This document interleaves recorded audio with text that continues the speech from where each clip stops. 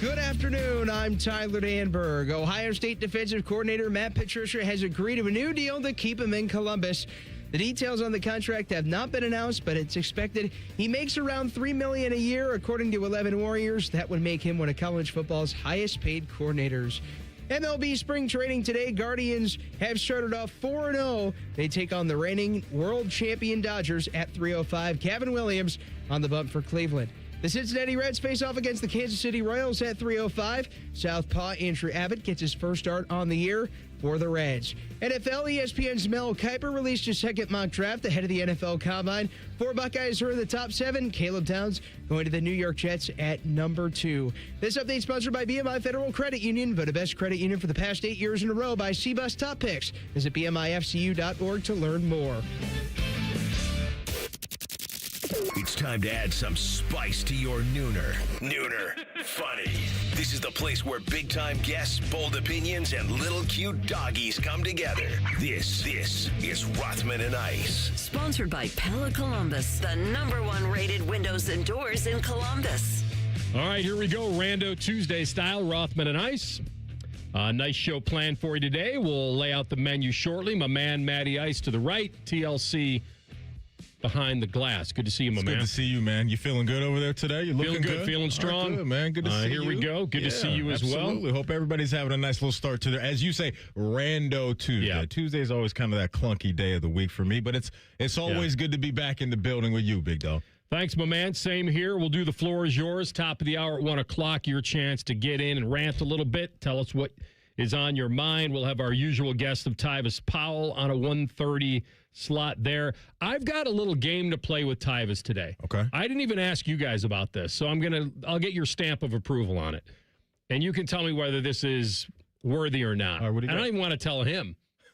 He's probably not listening right now. No, he's not listening. Probably not He's listening right now. No.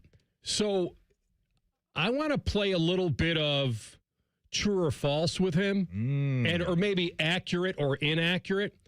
And I'm going to read him his scouting report. Oh, that'll be fun.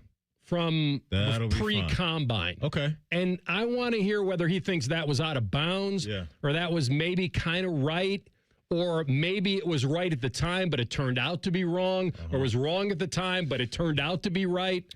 What do you think of that? I'm here for that. I think he'd be open to that. No, I think he will. I think he'll be honest about it. And I think if he hears something that he doesn't like, he'll definitely let us know that he didn't like that either. No one T. So, yeah, that should be pretty entertaining coming from the People's Champ. Yeah. What do you guys think of the phrase, the disclaimer, to be honest with you?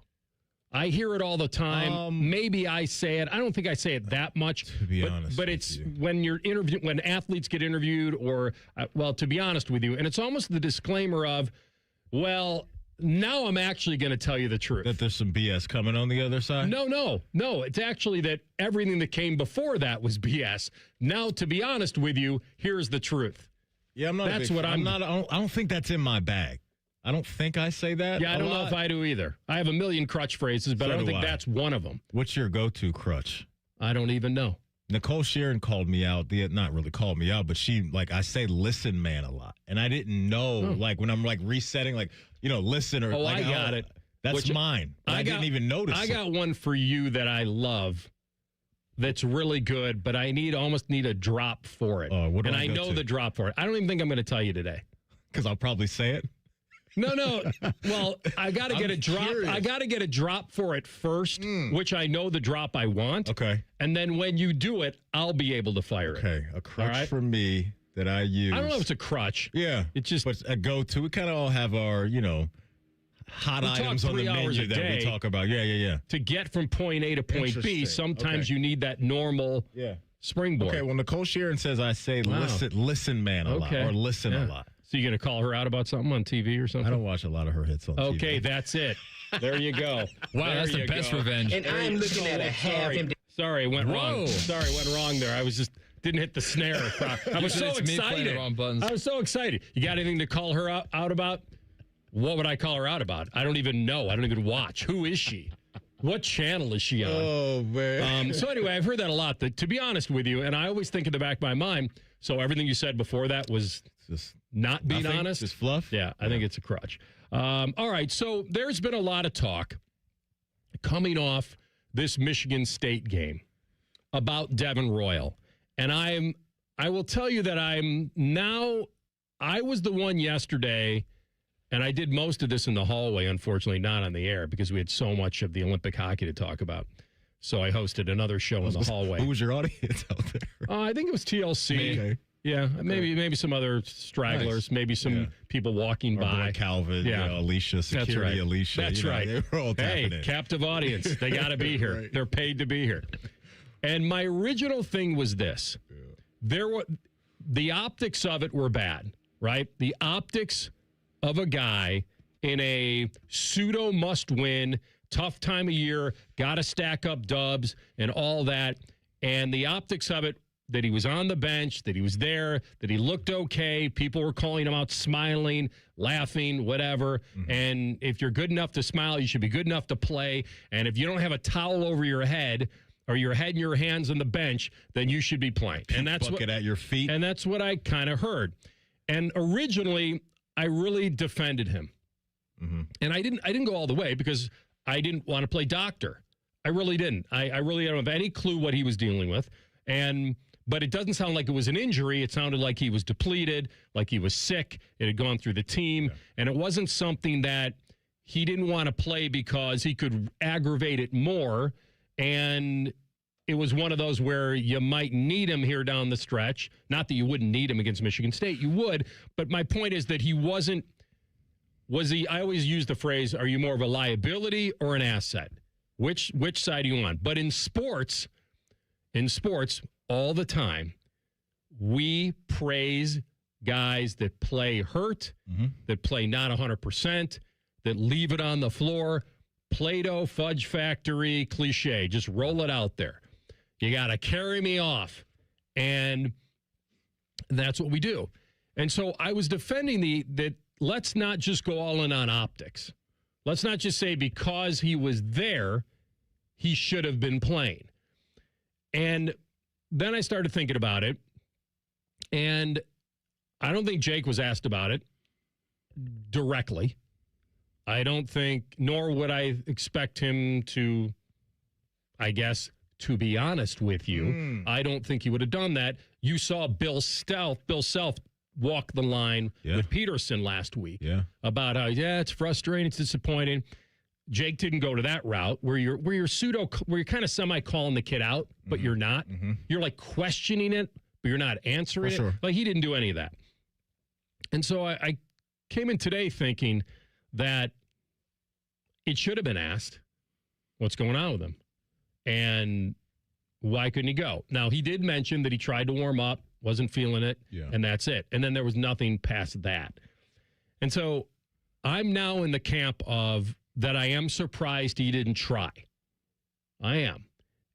But I think there's a big difference between being able to play in that high level of a game and be an asset when you're not, when you're drained, because sitting there and watching a game, because if you call in sick, let's say you called in sick today, you couldn't host. You get in here, you start talking, you're expending energy, focus, mental, and you're like, you know it as well as I do. You do one segment, you're ready to pull ripcord.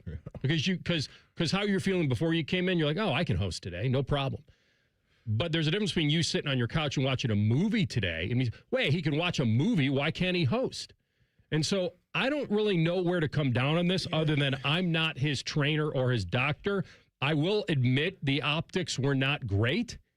But why, you answer me this question, why would a guy coming off the best game of his season, the Devin Royal game, why would he choose not to play if he really wasn't sick? I don't know. I'm going to have to give him the benefit of the doubt because he went out there and tried to do some type of physical stuff because he did warm up. And so after that, when you push your body to a certain level, when obviously it's not game speed or anything like that, like I get that.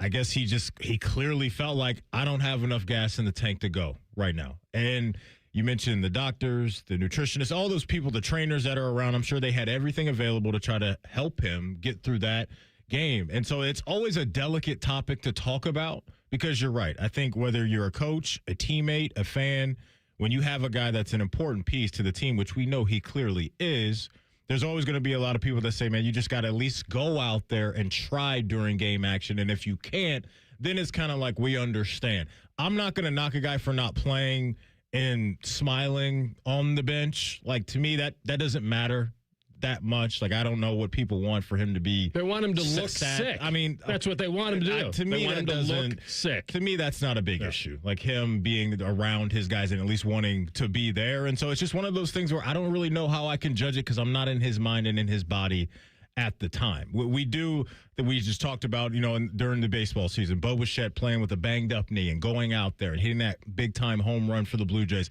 The fans love seeing that type of stuff. You romanticize those type of stories. But I think to answer your question, I don't think he just bailed on his guys without really feeling like, I just don't have it. Now, I can understand the people that say at least go out there and that ball tips and see if you got it in the first few minutes. And if you don't, then I think maybe in the minds of some that's more understandable. But, yeah, it's a tough one to judge, AR, because like in football sometimes we don't know the intent of what a player's trying to do when they're going after a guy. I will just never be able to get in his mind in that moment and realize whether or not on either side of his brain why he wanted to go or why he didn't want to go. And clearly he chose the latter, and there's some Buckeye fans that are frustrated about it. There aren't that many opportunities left. Yeah. This was a game on the road at a top 15 program. You are a starter. You're key. They went out there without you and lost by 6. And in your mind, and in most Buckeye fans' mind, he's worth 6 points. He is, but they had their opportunities without him to win that game. They did, but it wasn't realistic to expect them before the game to go win it without him, especially in crunch time. But throughout the game was there to be had. And so, look, unfortunately right now we're talking about a situation where you don't have two of your key pieces in Mobley and Royal in this game. Thornton's doing everything he can right now to get this team to some wins. His offensive game is through the roof right now, but I don't want to put all of that game on Devin because they did not shoot it well from the free throw line. There wasn't enough physicality rebounding either, so it was on his guys to pick up some of the slack, and they had their chances to do it, and they just couldn't cash in, unfortunately. I think if you're doing this like in a courtroom, you'd be like what I said earlier. If I'm defending him, I'm saying, why would a guy, knowing that they have 5 games left and they're in pseudo must-win territory, coming off the best game of his season, why would he choose not to play? It makes no sense other than that he felt like crap and he knew that he couldn't do it. Yeah. That he tried, he just knew he couldn't do it, and it was better not to just be that guy, not knowing. And then the other side of it is you're kind of prosecuting it. You'd be like, well, let's find out. Let's find out. And I think he would respond and say, I found out during warm-ups. Yeah. You can't handle the truth. That may have been his response. I went out there and warmed up, and I just didn't have it that day. All right, well, they got a game Wednesday on the road at Iowa. We'll see if they got the pieces then. We're going to come back, and we'll stay with college, but we'll move to football. And is there a new pecking order on that side of it in the coaching ranks? We'll examine it next. Rothman Ice and the Fan. You want me on that wall. You need me on that wall. We're the girthiest radio station in the history of radio. Uncomfortably girthy. This promo is uncomfortable. The Fan, Ohio's girth destination. Ah, college. A time to broaden the mind, question, learn. A time to challenge the status quo. And eat a ridiculous amount of pizza, which you can buy with your Huntington Bank debit card with the Ohio State University logo.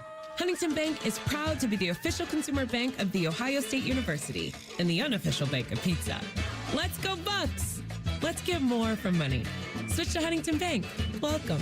Hey everybody, it's Jeremy Birmingham Berm from the Austin and Berm Show on 97.1 The Fan. I hit maintenance mode after dropping 35 pounds with Awaken 180. The Awaken 180 coaches made it simple. Now pizza and ice cream are back, but the cravings aren't. That's a complete mindset shift. Awaken180weightloss.com. Common Man here for my friends at Germain. Germain is having a huge President's Day sales event all month long at all 12 of their Columbus locations. This month and this month only, all qualified pre-owned vehicles come with a 3-month, 3,000-mile warranty on top of the $1,000 price promise. No one's going to sell you a car for less. With nearly 4,000 vehicles and 30 brands, there's only one website you need when shopping for your next car. It's GoGermain.com. That's GoGermain.com. Tell them Common Man sent you.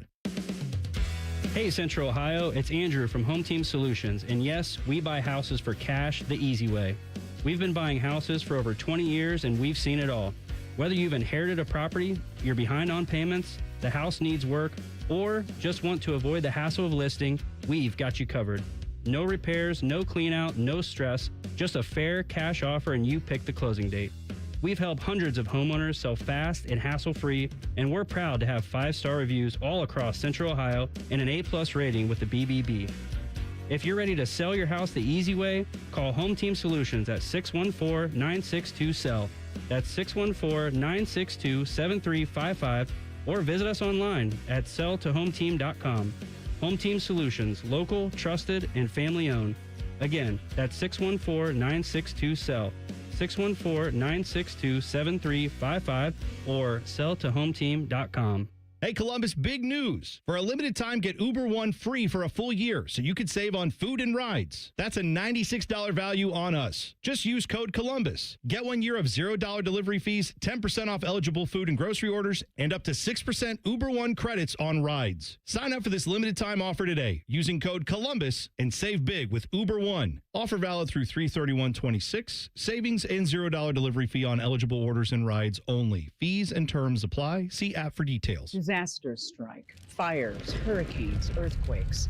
Direct Relief delivers. No politics, no red tape. Direct Relief is a lifeline to people in crisis. So check them out at directrelief.org.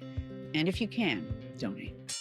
Hello, it's John Kozik, founder and president of TurboTrack Realty, and I buy real estate as is, fast for cash. Call me today for an all-cash offer on any of your properties, and we can close within days at 614-470-2000, 614-470-2000. Do you own a property that's outdated and needs thousands of dollars in repairs? Great, I'll buy it. Give us a call today for an all-cash offer at 614-470-2000, 614-470-2000. Would it be convenient for you if you could simply take what you wanted and leave the rest behind? Great, I'll buy it. I buy vacant properties, inherited homes, divorce situations, death in the family, apartment buildings, commercial properties. I even buy my tenants won't pay me the rent houses. Visit us today at TurboTrackRealty.com or give us a call and speak with one of our friendly staff members at 614-470-2000, 614-470-2000. Germain Honda of Dublin cares about your vehicle and your time,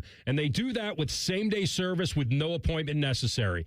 Sell them your vehicle at their buying center and get paid as soon as the same day. Shop great lease and finance offers on all the Honda favorites, like the Passport, the Odyssey, and the redesigned Pilot. Service it, sell it, or drive something new. Germain Honda of Dublin on Sawmill Road, just south of 270, or online at germainhondaofdublin.com. Bishop and Friends. As soon as I looked over at him, I was waiting to see if there was a smirk or anything, and there was nothing. Funny you use that terminology with her. Well played. Bishop and Friends, sponsored by Diamond Seller. Weekdays from 9 to noon on The Fan. Fan weather. From the Logan AC and Heat Services Weather Center. A mix of sun and clouds today with highs in the upper 30s and breezy winds. And then for tonight, a short window will see a chance of rain and snow overnight. Most of it should be finished before you even wake up. Little to no accumulation is expected, otherwise mostly cloudy with lows around freezing. For Wednesday, will be mostly cloudy, becoming sunny throughout the day and breezy with highs getting into the upper 40s. For the Fan, I'm meteorologist Meredith Garfalo with the 10 Weather Impact Forecast. 1, 2, 3. Here in The Fan is always football o'clock. Proud to be your home of the Buckeyes, Browns, and all the NFL games you can handle. The Fan. Dog friendly. And if you ain't down with that, this is Rothman and Ice. I was also thinking about that if Devin Royal had, let's say, tweaked his ankle in warm-up. We weren't really sure. We just heard about it. We just heard. If it was reported, hey, he tweaked his ankle in warm-up and we're going to sit him down. Yeah. We don't want him to aggravate it further and all that. But you just heard it, you didn't see it. And we had the exact same optics. It would have been a non-story. Non-story. I think we use general sickness in sports as all up here in the head, not general. I'm just saying. Yeah, no, I we hear use you. it as, they've got to push through it. The general sickness, whether it's flu or just got a really bad head cold or I just have no energy.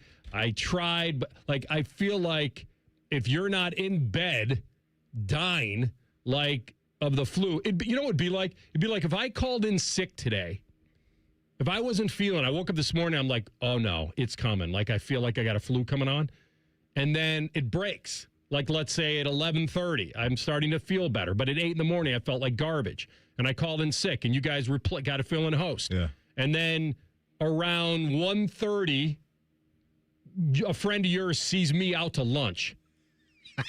You'd be like, you're out to lunch. Yeah, you'd be like, man. I'd be like, is he eating chicken noodle soup? You'd be like, and drinking what's a ginger going ale? on? Why are you even out? I'd ask what you be eating though. Would you question? Oh, you would question like that if it's some part of it. soup and like Somebody said, "Hey, healthy." he's over at Golf Galaxy putting on the putting green, like at 1:45." Well, I'd be like, "Well, I feel better now." When I called in, it was legit. And I feel like that's the Devin Royal, is that we caught him like out to lunch during the game. I think and I don't even know if it's accurate. I want to be fair to him. Like, I can't imagine a guy is not playing coming off what did he have the other night? 25? He had this Something best, like that? he had the best game of his season in a great game against Wisconsin, a tough team. And he's going to say, you guys go do it today? No, I don't think it was that. I don't think it was that. Can't buy it. No, I'm with you on that as well. 25 in the Wisconsin game, so an absolute banger for him. And coming out of that USC game, too. I know, the Virginia game was a little bit of a dud for him, but the last 2 out of the 3, the dude's been playing at a high clip. I also think, too, it can be the general sickness label that fans may look at a guy and be like, oh, you're just sick. We're not the ones out there running up and down the floor. I know when I'm sick, I don't even like to really do anything. Like, I'm not thinking I'm going to the gym and hitting the Stairmaster when I'm sick or anything like that, let alone play at a high level in a big-time atmosphere against Michigan State. So I am going to give him the benefit of the doubt. I think it's easy to crush a guy and think that just because someone has a scratchy throat or whatever. Like, I feel like it had to be an energy thing for him. It couldn't be like, oh, I have a sore throat, I'm not playing. You know what I mean? Like, I feel like he had to feel a sore throat. I can't play. Like he had to feel physically drained to not play in the game. Yeah, when you're sick and your body just feels weak. Right. Like it had to be that. It couldn't be a headache. No, and the second you expend energy, then you feel like you've gone to empty again. Correct. And so So Coach Hayes wouldn't say put some tussin on. No. I would not say that. I used to hate taking Robitussin as a kid. It tasted horrible. We were a Triaminic family. Oh, I don't think I've heard of that one. Triaminic. Yeah, I'm pretty sure they still. Hope it's not. Is this like a fluid like Robitussin? Is it like that? Yeah, Okay. it was. I think it was like I don't know if it was pre-tussin, but we were we were like Triaminic.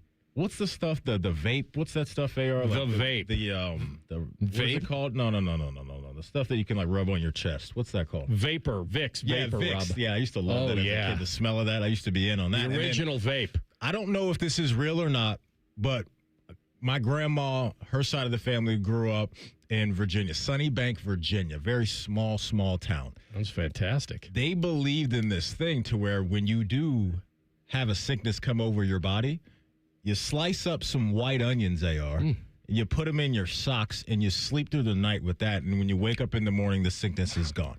Now, this did happen to me a couple times when I was a kid, and I did wake up feeling better. Maybe it was a mental trick, but there are some cultures out there that believe that you can do that as a natural form of medicine. Yeah. You cut up some onions, put them in your socks, you wake up feeling better in the morning. So maybe Devin Royal needed to try that. Call your grandmother, exactly. There's a scene in Hangover 3. You guys don't have a take on how ridiculous that is? Because usually when I tell people that, they're like, what? Like, you got. Well, I didn't want to insult your family. I know. I just like, have you guys even heard of that? No, that is one of the most ridiculous things I've ever heard. Okay, thank you. Okay, and what was it? Like Michael Jordan put salt in his shoes to grow as a kid or something like that? Yeah, whatever. Some Arm & Hammer baking soda somewhere. Yeah. Just put it anywhere. It'll work. Oh. By the way, that place sounds great. I in Hangover 3, when they're doing the intervention on Alan and they got to take him to a place to get better mentally, and they bring him in and they tell him, hey, we're gonna take you to this place. It's called this awesome new place called New Horizons, and they're about ready to tell me, and he looks at me and just goes, that does sound awesome. Then they realize it's some mental health camp or wherever they're taking him. All right, well, where are you on? Don't you feel like mental the mental part of sports, when you hear like general sickness, is never going to get anything. Like, you're never going to get credit for just being sick unless you're not there. And that's what like, I said. if he wasn't there, then everyone would have been like, fine. It was just, he's getting crushed because, hey, looks like he could go. Right, and I think some fans would have turned down the volume on the situation if he tried to play in the game. I just don't know where this started. Because there are guys who miss a game here or there just because of whatever, a knee or an ankle or under the weather. Because it's I don't know why we're questioning him. Knee ankle is different. That's my point. If it was a knee ankle, it would have been treated differently, even if we didn't see he was injured. If you heard he had tweaked an ankle, it would have been nothing. I think it's that for sure, and I also think Buckeye basketball fans were feeling the pressure of where we are in the season and how important these games are. And to remove another third of your big three from a game because he's, quote, not feeling well, that's not going to go over well with fans, even though I think that's pretty harsh for a guy that has been going out and playing well and tried to bring something to the table in warm-ups and realized he just didn't have it. I also just don't care about the optics whatsoever. Like, that is such an overrated thing. The smiling thing on the bench? Yeah, like what? If his buddy next to him says something that makes him laugh, he's not allowed to laugh because you want him in the game. Like, who cares? So, well, I got to give him the benefit of the doubt. Like, I'm not the most like pro player guy ever, and won't be, and it's only getting worse with this generation of athletes. But I don't want to question, unless it's Darren Peterson, I don't want to question anybody's intent to play.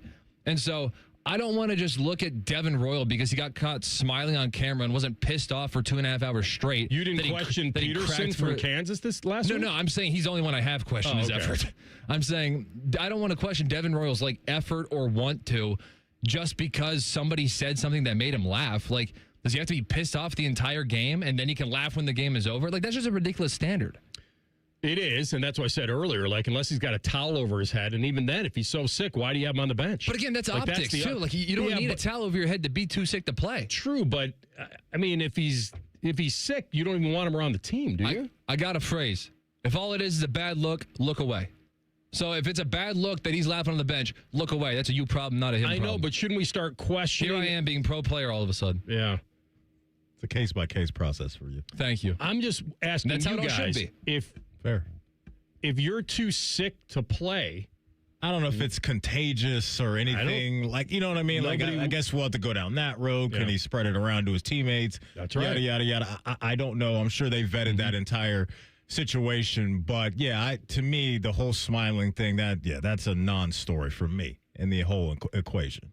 Those are the tweets I was getting this weekend. Okay, that's fine. Laughing on the bench. Those are self-serving tweets. So they want somebody to do something to make them feel good. That's what that is. I also think that they want Ohio State to win, and he gave them a better chance to win. And if he's not, quote, toughing it out, that should be questioned. That's, I think, where I was taking it. Yeah, I hear what you're saying, but the people that were emailing you or tweeting you that they were upset that he was smiling, I just think that's too far gone. Not every opinion is a good one. Mm-hmm. Well, we get that a lot around here. Yeah. Take it from me. The second dumbest personality of the station, Roger. I don't have those rankings yet. Those aren't official. Those aren't officially sanctioned. I don't have the official rankings yet from Roger. Roger that. Huh? Oh, I don't have them. I emailed him back. I said, I'm more interested in seeing your complete rankings. You mean to tell me that Roger got an email from a celebrity and didn't answer back? It wasn't a celebrity. Emmy award-winning. I wrote him back. You're a celebrity at Muirfield. I wrote him back. That's all I can do. Just a legend. You guys are nuts. You're just a Coming legend, back man. in 2 minutes.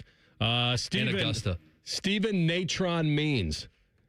I love the fact that I've nicknamed him Natron, and he has no idea who it is. I want to get his feeling. He covers Ohio State football for Cleveland.com on the reload factor this year and how much of a challenge it really is. Rothman Ice and the Fan. Remember what sunshine feels like? Windows open, birds chirping, everything looking fresh and new. Spring is closer than you think, and so are those home projects on your to-do list. Maybe winter left its mark, a small leak that's getting bigger, shingles that didn't survive the snowstorms, or siding that's clearly seen better days. Whatever your home is facing, our team of professionals at Newman Roofing are here to help. For more than 34 years, Newman Roofing has been helping homeowners protect what matters most. From your first phone call, you'll notice the difference. Passionate and committed people who care about doing the job right. And with over 1,000 five-star Google reviews, you don't have to take our word for it. If your roof, siding, or gutters need attention, call the family company you can trust, Newman Roofing. Call Newman Roofing today at 614-NEW-ROOF or visit online at newmanroofing.com. Don't just get a new roof this spring, get a Newman roof. He opens his toolbox before he opens his wallet and believes you can fix anything with 20 minutes and some pride. He's Mr. DIY. And when he needs metal, he goes to metal supermarkets. Artists, hobbyists, machine shops, maintenance professionals, and welders all count on metal supermarkets for over 8,000 metal products, shapes, and grades. If it's metal, they've got it or can get it for you. Cut to any size and ready fast. Visit the family-owned franchise on North Wilson Road or Columbus at metalsupermarkets.com. Are you tired of running out of space? Check out Menard's Self-Storage Facility. Menard's Self-Storage offers the most convenient and secure self-storage in the area. Options include features like 24/7 access, video surveillance, and on-site management. Menard's has warehouse units at the best prices in the area, and your first month is free. They're going quickly, so reserve yours now at menardselfstorage.com. Unit and offer details may vary by facility. Save big money at Menards. Rothman Ice is sponsored by your local Pella Window and Door showroom on Gemini Parkway. The Fan, Ohio sports destination. Hitting a hole in one into your ear hole. Ew. This is Rothman and Ice. All right, he's our guy, Stephen Means, Ohio State football beat reporter, Cleveland.com. And he's always there when we need him. He's on the Bryant Heating and Cooling Systems fan guest hotline. All right, Natron, good to have you back, my man. How you feeling? I'm good. How you guys? Outstanding. All right, general question to start here, our conversation. Do you feel like there are more questions, and I know that's a relative term with Ohio State football, questions about the Ohio State offense this year based on how they finished the season last year, or the reloading of this defense for this year? Where does your mind take you? Which side of the ball? I think if you're talking about the who, probably the defense, because you're replacing so many people. But I think if you're talking about the what, where, why, and how, like the bigger questions are still probably with the offense. Okay. Because not of just what we saw the last two games, but really just how they approached football last year. And you still got some big-time weapons on that offense. And so I think, they replaced 8 stars on defense last year, and they had one of the best defenses we've ever seen. The offense had a bunch of first-rounders on it, and they just failed to meet the moment in the biggest games of the season.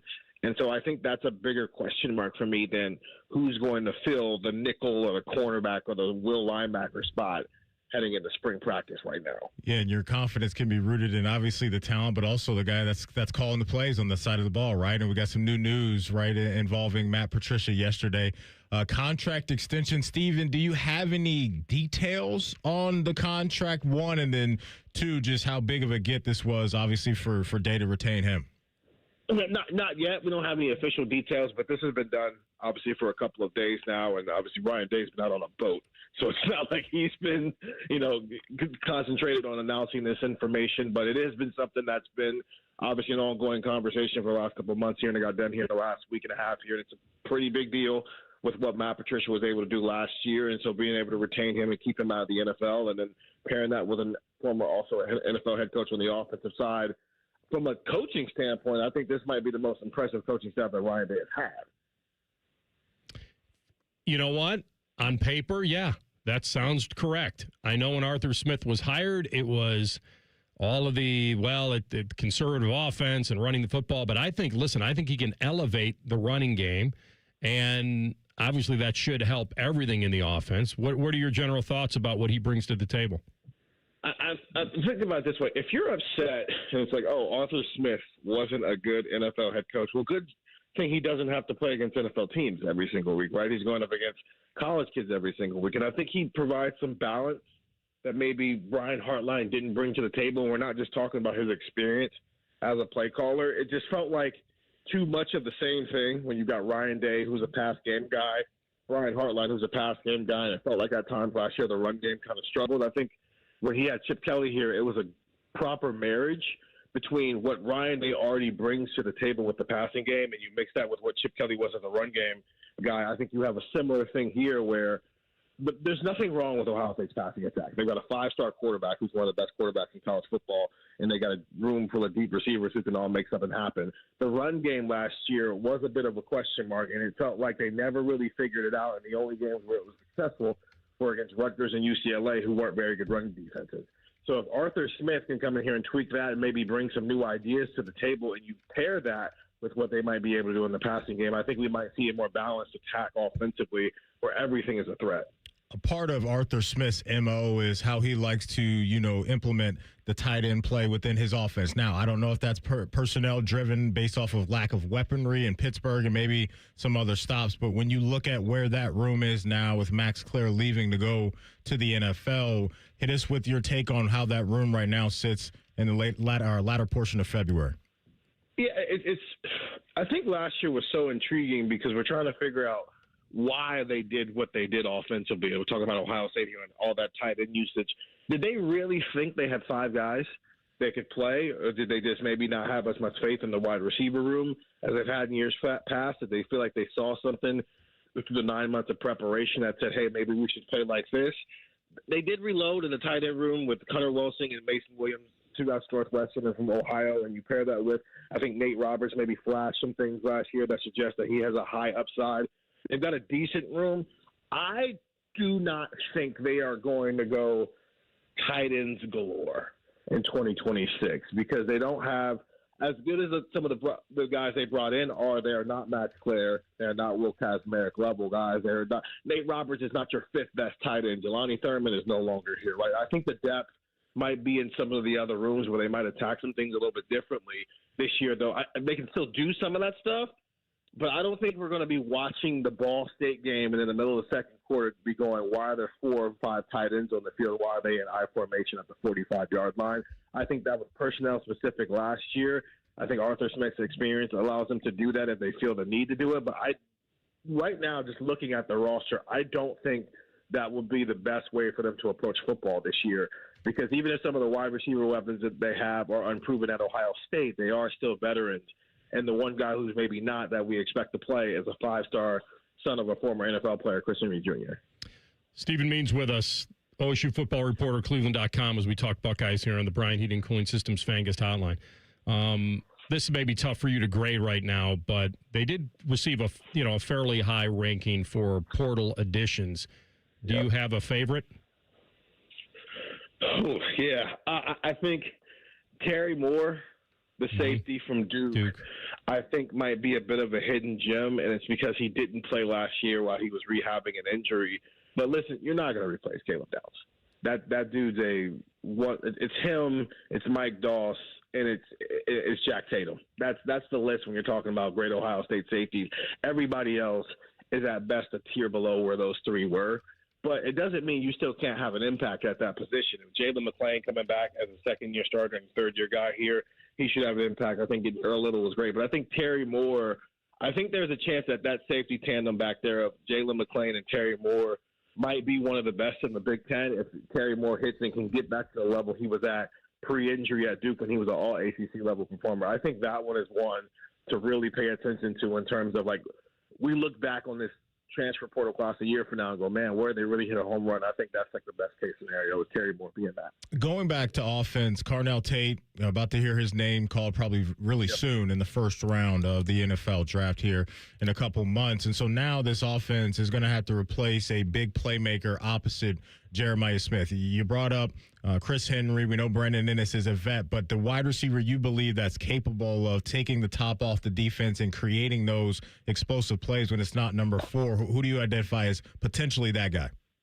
Yeah, I think the intriguing people are the 2 guys they brought in with the transfer portal, Devin McEwen from UTSA and Kyle Parker, who follows Cortez Hankton from LSU. I think you look on tape with both of those guys, especially McEwen, and I know it was at the G5 level, but he showed the ability to put the ball in his hands and he can make something happen. And I felt like that was missing last year. I thought as a downfield passing game, Ohio State was great, obviously, with what Carnell and JJ could do. But what they didn't have, and it's part of the reason it was so weird that they didn't use the slot receiver position nearly as much as we've seen in the past, they didn't have a guy like a Emeka Egbuka or a Jackson Smith-Njigba or a Paris Campbell where it's like you put the ball in their hands and then they go do something with it. They turn a 6-yard completion into a 20-yard gain, or you throw a bubble screen to them and it's a first down off of those type of things. I think they were missing that last year, and I think those two guys might solve that issue for you because, listen, JJ can do everything. And then also, if Brandon Ennis can maybe take a step and make more of an impact on the field as he does in the locker room, that can help as well. But I think Kyle Parker and Devin McEwen are two guys where I think they solved the problem for what Ohio State didn't have in its receiver room, and that was guys who could make plays with the ball in their hands. Always good talking ball with you, brother. Good job. We appreciate you. We'll talk to you again soon. Thanks, Steve. Anytime, guys. Thanks. Yep. Stephen Bean's with us, Ohio State football reporter for Cleveland.com. Yeah, it's offense is going to move the needle. You got Sayin, you got Jeremiah. But what we saw last year was what I think is hanging around in my mind and maybe a lot of Buckeye fans' minds is, do they have it up front? Will one more year, will the experience of what they faced in the last couple of years be good for them, or is it more of the same for them? I think on both sides of the line of scrimmage for me, Ayo, for sure, can't wait to see. Look, spring ball's not going to tell us too much, but you talk about the offensive line and what Miami and Indiana was due, but also you lose guys like Caden Curry and Caden McDonald to the NFL now. I think getting Kenyatta Jackson is huge, right, with what we saw from him and the upside that he has a chance to reach next year as far as where his potential is. Very productive season for Kenyatta Jackson, so having him back in the mix is huge for Larry Johnson and Patricia. But, yeah, the line of scrimmage is going to be a massive talking point, as it always is, but it's even louder now because of how their season ended and how maybe some teams right now feel like, hey, this Ohio State team, maybe you can bully them down there in the trenches. They're going to have to prove that narrative wrong when we start rocking and rolling in the fall. We're going to come back. Party Like a Roth Star up next. Rothman Ice and the Fan. We used to have a billboard with our host's face on it, but only ugly people work here now. You mama say you ugly, hey! The Fan, Ohio sports destination. Listen to Financially Fit Radio with Corey Sickles this Saturday morning at 9 on 1460 AM, covering topics like what you need to know about annuities and how to stay healthy and enjoy retirement. Financially Fit Radio this Saturday morning at 9 on 1460 AM.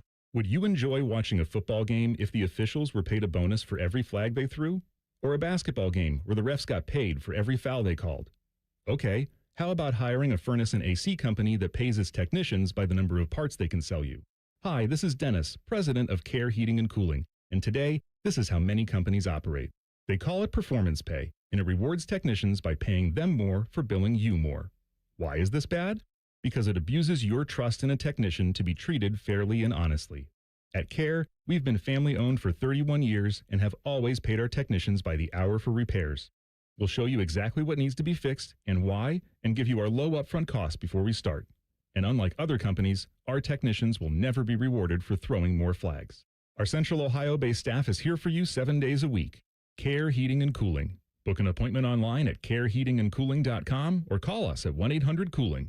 When you need a company you can trust. Hey, everybody, it's Jeremy Birmingham Berm from the Austin and Berm Show on 97.1 The Fan. I hit maintenance mode after dropping 35 pounds with Awaken 180. The Awaken 180 coaches made it simple. Now pizza and ice cream are back, but the cravings aren't. That's a complete mindset shift. Awaken180weightloss.com. Chronic pain can feel like it's never going to end. But at QC Kinetics here in Columbus, there is a new treatment providing rapid relief. It's called stem wave therapy. It has fundamentally changed the way I look at cases after 30 years in practice. So when we talk about regenerative medicine, we're talking about these types of devices. Dr. Tony DeCesaro, one of the nation's authorities on stem wave therapy. So basically, it's a healing machine. They cause the body to help to heal by increasing blood flow. This is more than treatment. It's hope. So this device being a healing device, when I talk to my patients about it, I tell them it's diagnostic and therapeutic. We're going to find out today if it's right for you. Right now, you can try your first treatment for just $49 and see if stem wave is the right option for you. Only $49, with many patients reporting relief within the next day. It's about giving hope. QC Kinetics. Harness the power of stem wave and get relief now. Call for your consultation here in Columbus. 380-208-4544. 380-208-4544. That's 380-208-4544. Hey, John, why so glum? I just got let go. The company's downsizing. This is the third time in the last 2 years.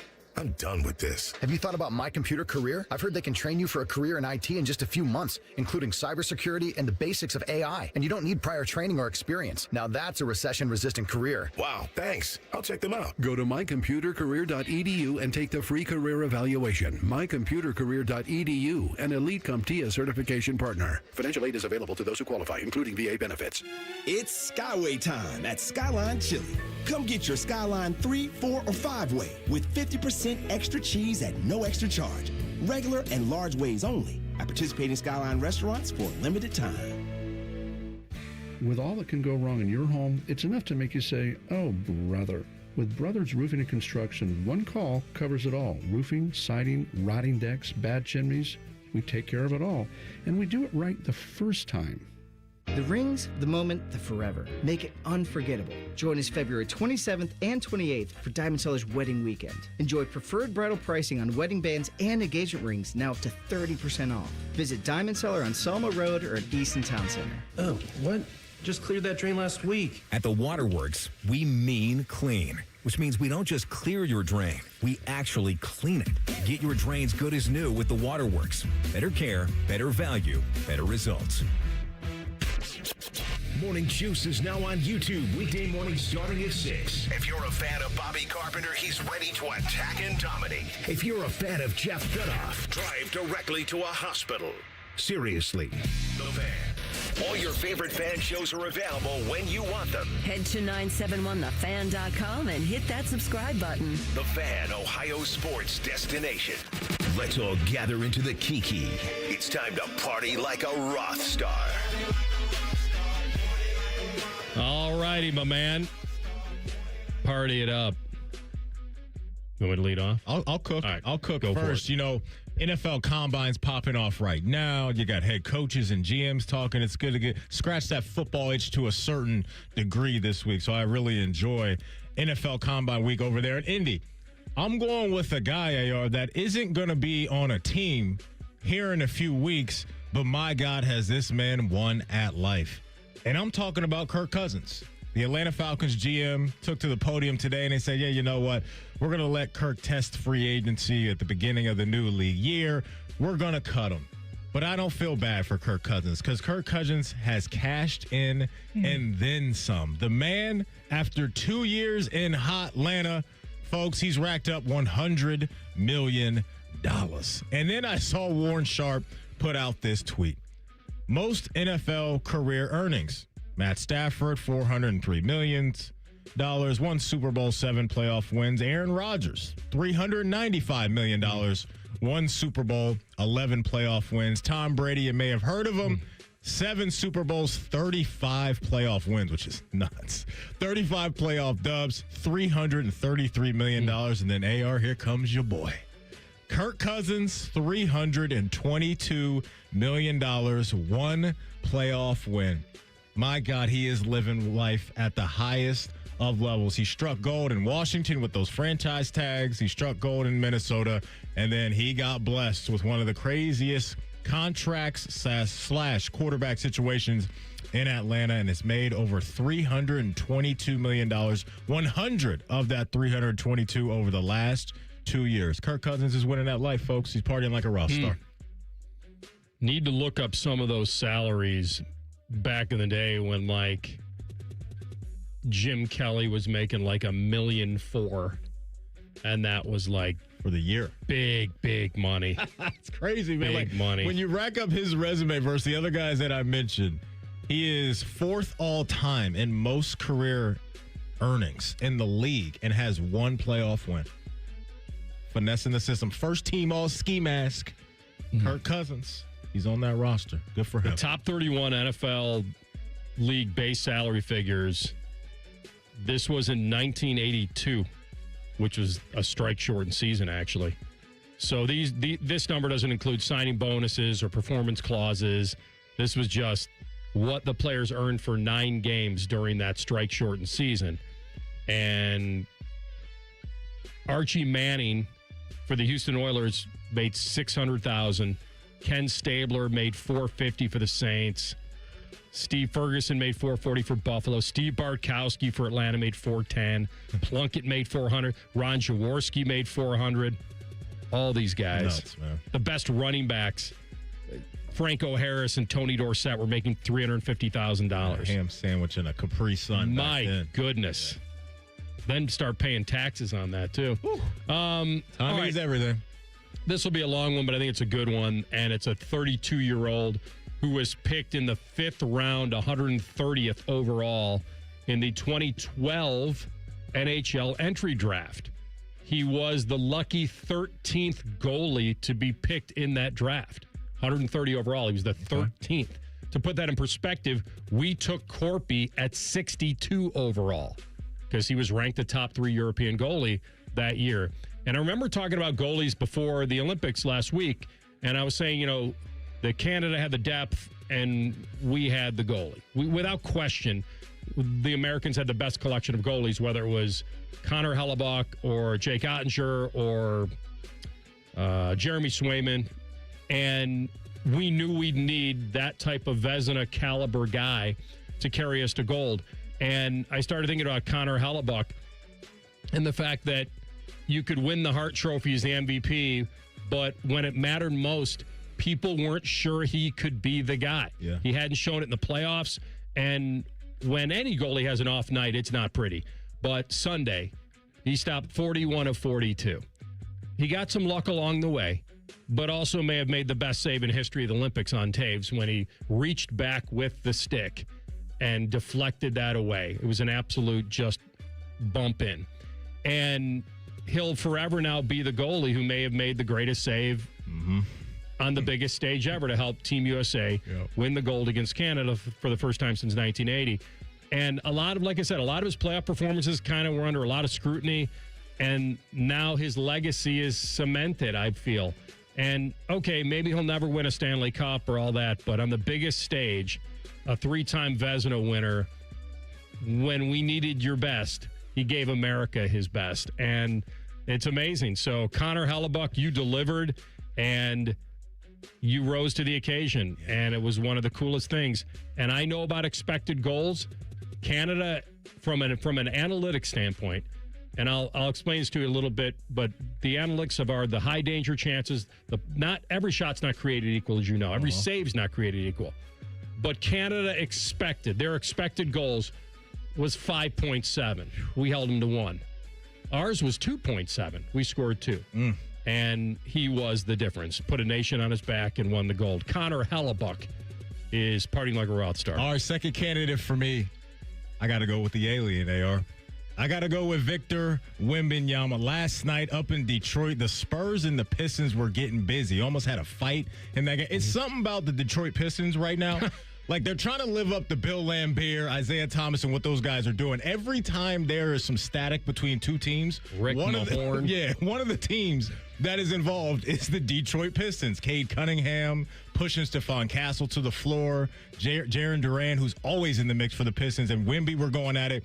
But you just watch Wemby, man. This dude, it's unbelievable. The coordination, the bucket-getting ability, but on the defensive end, man, this dude wipes out everything. Last night against the Pistons in a win, 21 points, 17 rebounds, 4 assists, and 6 blocks in the game. The man has 10 blocks over his last 2 games. You just come down into the paint and nothing is happening for you. So he's as advertised. The scary part is this dude hasn't even reached his full powers just yet. But just watching these two teams go at it, two teams that have really high playoff expectations this year, you just walk away impressed every time you watch Wemby. So, yeah, it was rocking up there in Detroit last night on 8 Mile, but Victor Wembanyama and the Spurs came away with the win, 21-17, 6-4 for the alien from France. He was getting busy, AR. All right, quick one from me. He's 26 years old, turned pro in 2022.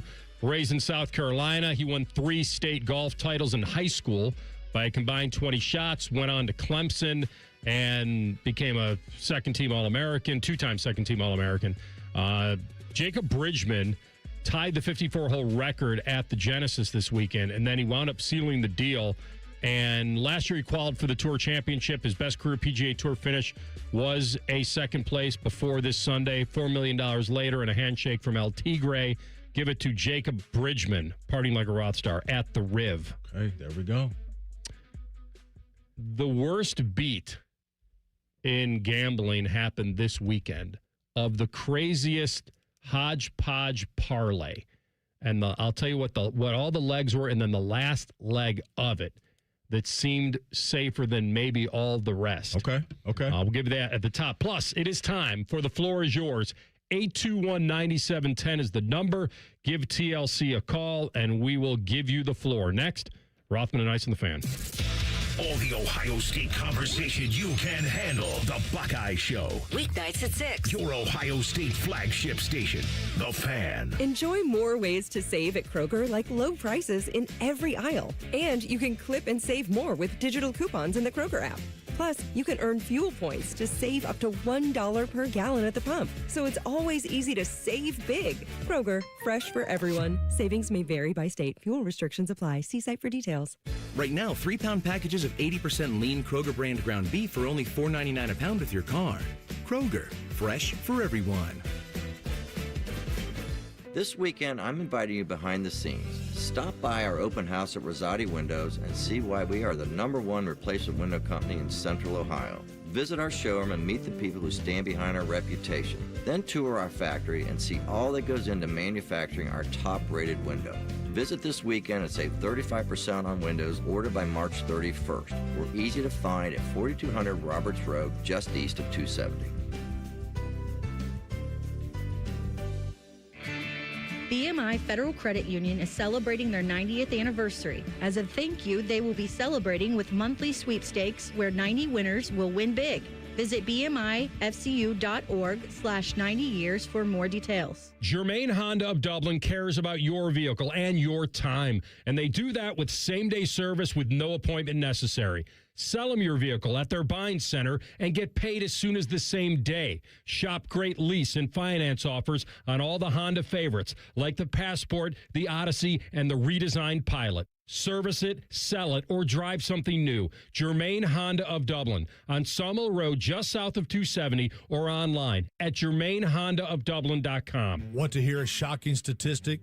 Medical malpractice is the third leading cause of death in America. Don't believe it? Google it. And that doesn't count serious injuries like birth injuries to perfectly healthy children.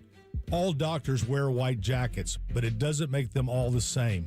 Most medical errors are committed by the same quacks over and over again. I'm John Morgan of Morgan & Morgan. Many hospitals looking for more profits are forcing doctors and their groups to be employees of the hospital or be forced out of their system. It's a troubling trend in medicine. People make mistakes, but medical mistakes are huge and often forever. If you believe your child suffered a birth injury or a misdiagnosis or mistake led to a loved one's death or injury, let our team of medical malpractice lawyers examine your case for free. No recovery, no fee. Morgan & Morgan, for the people.com. Morgan & Morgan, Ohio office located at 600 Vine Street, Cincinnati. Prior results do not guarantee a similar outcome. Get your day started with T-Bone and Tybus weekday mornings from 6 to 9 here on The Fan. You think that a radio lifer and a national title winner wouldn't have much in common, but you'd be wrong. They're both girthy, they both love football, and they both get racially profiled for completely different reasons. It's like driving to work with your friends, except these friends give away tickets to things and talk to all the important people in town. Your actual friends are probably a bunch of losers. Well, anyway, listen to T-Bone and Tybus live on The Fan app, and wherever you get your podcasts. Some journeys start small, with small pause and big purpose. Look how little fly, you sweet girl. Every great partnership begins with the first step. Bella, let's go. Guiding them through the world so one day they can guide someone through life.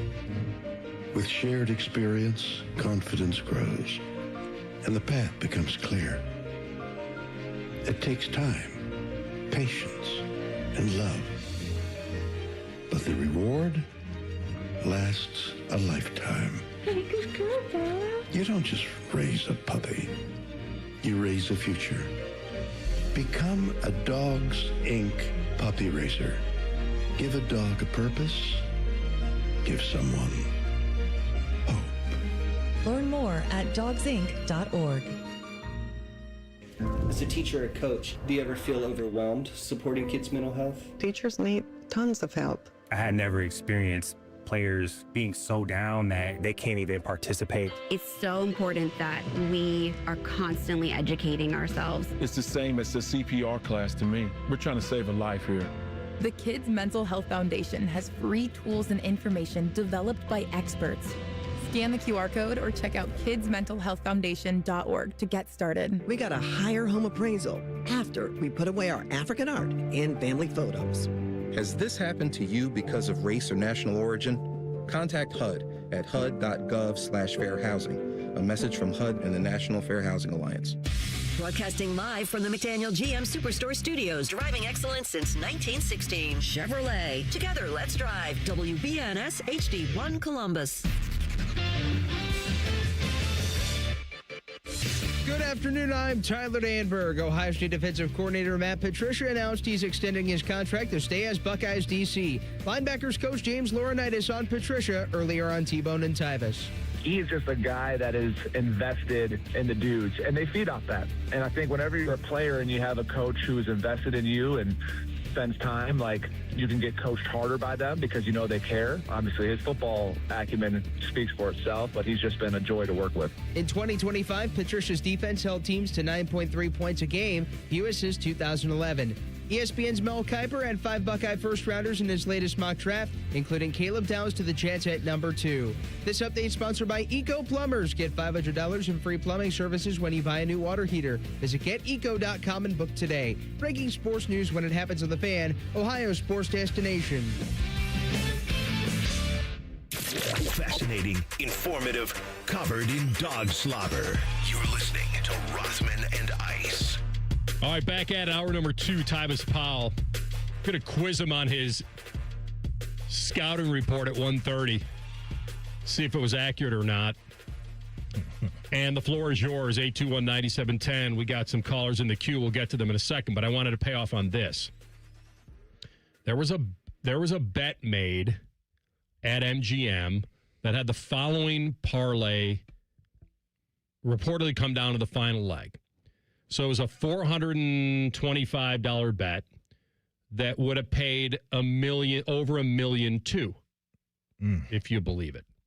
And I don't know when all these bets were made, but they must have been made fairly early to get these kinds of odds.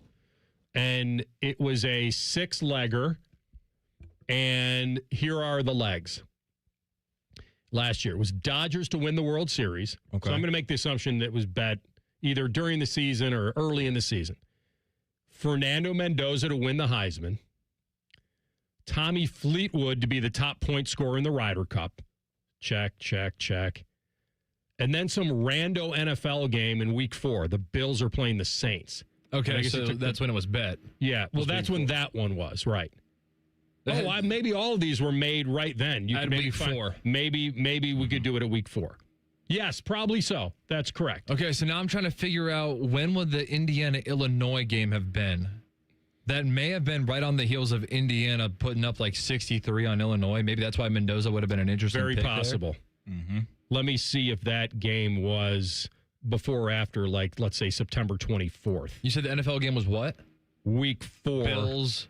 The Illinois game was right after, was September 20th. Okay. Where Mendoza, he threw for 267. It wasn't like, I know they beat him 63-10, but he had the 5-touchdown game. That was it. Okay. So he threw for 267, but he had 5 touchdowns. All right. So add that. Then it was a random ATP tennis match. So this is Denis Yevseyev, who beat Colton Smith at an ATP event. That's really random. Yeah, it was. Tennis. Yeah. Denise. Not Dennis, Denise. So now he's got $425 to win $1.2 million. And guess what his last leg is? Something that just happened? Mm-hmm. Ohio State to make the tournament. No. No, this already failed. This already failed. This bet's done. It's over. Patriots to win the Super Bowl. Their time is done. No. Canada win the gold. Oh, my gosh.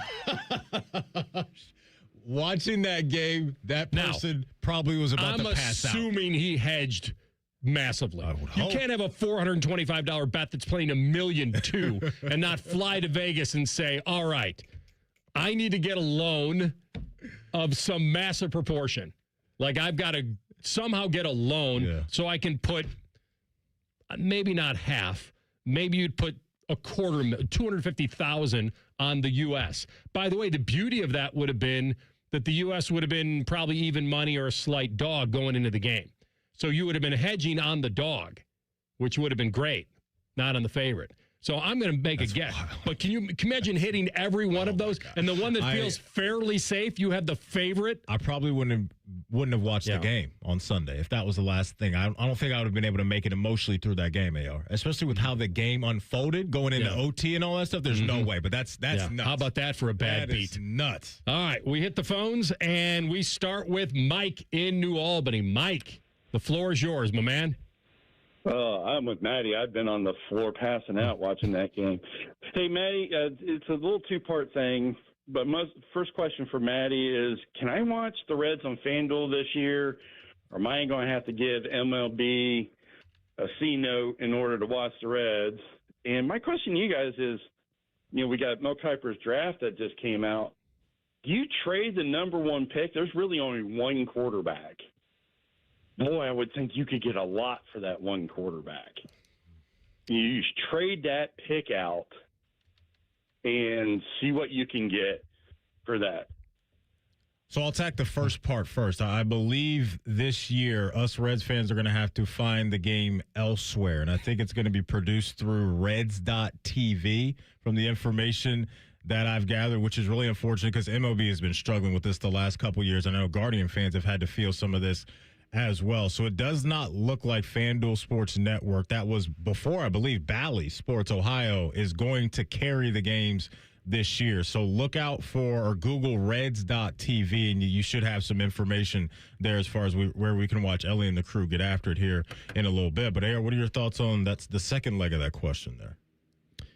I'd consider it, but you get a rookie quarterback who's considered NFL worthy on a rookie contract. You can build around that.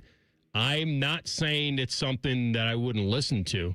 Most NFL execs would take him. They would. It's too valuable of a position. They feel he's got an NFL arm, an NFL mind. They feel he's physical enough. He can move enough. Like, do I look at him as the next franchise guy? It's hard to say. I think if you build around him, what we saw him do at Indiana with those weapons and a decent offensive line against really good defenses, that guy performed. He performed in the clutch. Like, he's got a clutch gene. The game at Penn State, the game against Ohio State. Yeah. Like, now, he needed those weapons. Every quarterback does. But right? I'm telling you, I don't. I'd have a very hard time passing up on it. No, every quarterback from Mahomes all the way down to Sam Darnold has shown that, hey, they need protection and they need weapons. If I'm the Raiders, you're in a fortunate situation because you swung and missed on that Geno Smith contract, which turned out to be an absolute mess of a deal, and now you find yourself in position to possibly correct that wrong. So, no, I would stay put. I'd take Mendoza and see what you got. Is he going to turn out to be a top 5, top 10 quarterback? Who knows? But if you draft a guy and he turns into, I don't know, a Jared Goff type, then look, you're good. You're in good hands. And so, yeah, I'm not moving off that pick if I'm the Raiders because there's no promise that getting picks for the future or trying to be bad this year to hopefully get high enough next year is going to get you the guy that you're hoping to get. So, no, I think you're in a fortunate situation. Take your guy. The only thing you could do, which I feel is unrealistic, Mike, is if you traded the number one pick to a team that's willing to give you their quarterback or give you like, I need a quarterback. And I also don't know if he's that much of a needle mover to where you're going to get the picks in return that you would want. Like, if this was, hey, the Andrew Luck draft or the hype that was around Trevor Lawrence when he was coming out, then coming back to your then team you wouldn't trade it. No, for sure. But I'm saying, like, that's the type of prospect I think you would have to have on the board for somebody to want to give up significant draft capital. Yeah, I think the big regret would be to not take him in the hopes that you get enough of a haul that you could turn that into something. And if you don't, and this kid actually turns out to be a 10-year starter in the NFL, sick. That would be sick. All right. Who's up next, dude? We got Vaughn in Columbus. Our boy Vaughn. Good to have you, man. The floor is yours.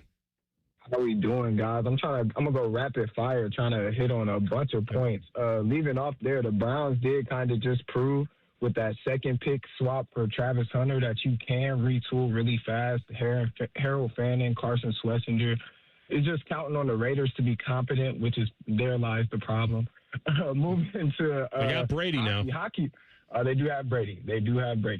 Moving to hockey, it was amazing this weekend. You know, Connor Hellebuck, we're from Columbus, got Hellebucks in the city. I'm not liking our Buckeye fans, though, and this talk about Devin Royal, because if you're talking about illness ran through a whole locker room, they've been off since like Thursday. That means a lot of people probably had it on Friday, Saturday. They got better. He might have been on the tail end, maybe feeling fine at first, got it late. People are saying, oh, he didn't try. He warmed up. Is that not trying to play? Like, what are we talking about? Moving on, because that's just Buckeye fans being Buckeye fans again. Zach Werenski is amazing. It just makes you think, like, are we wasting him in here in Columbus?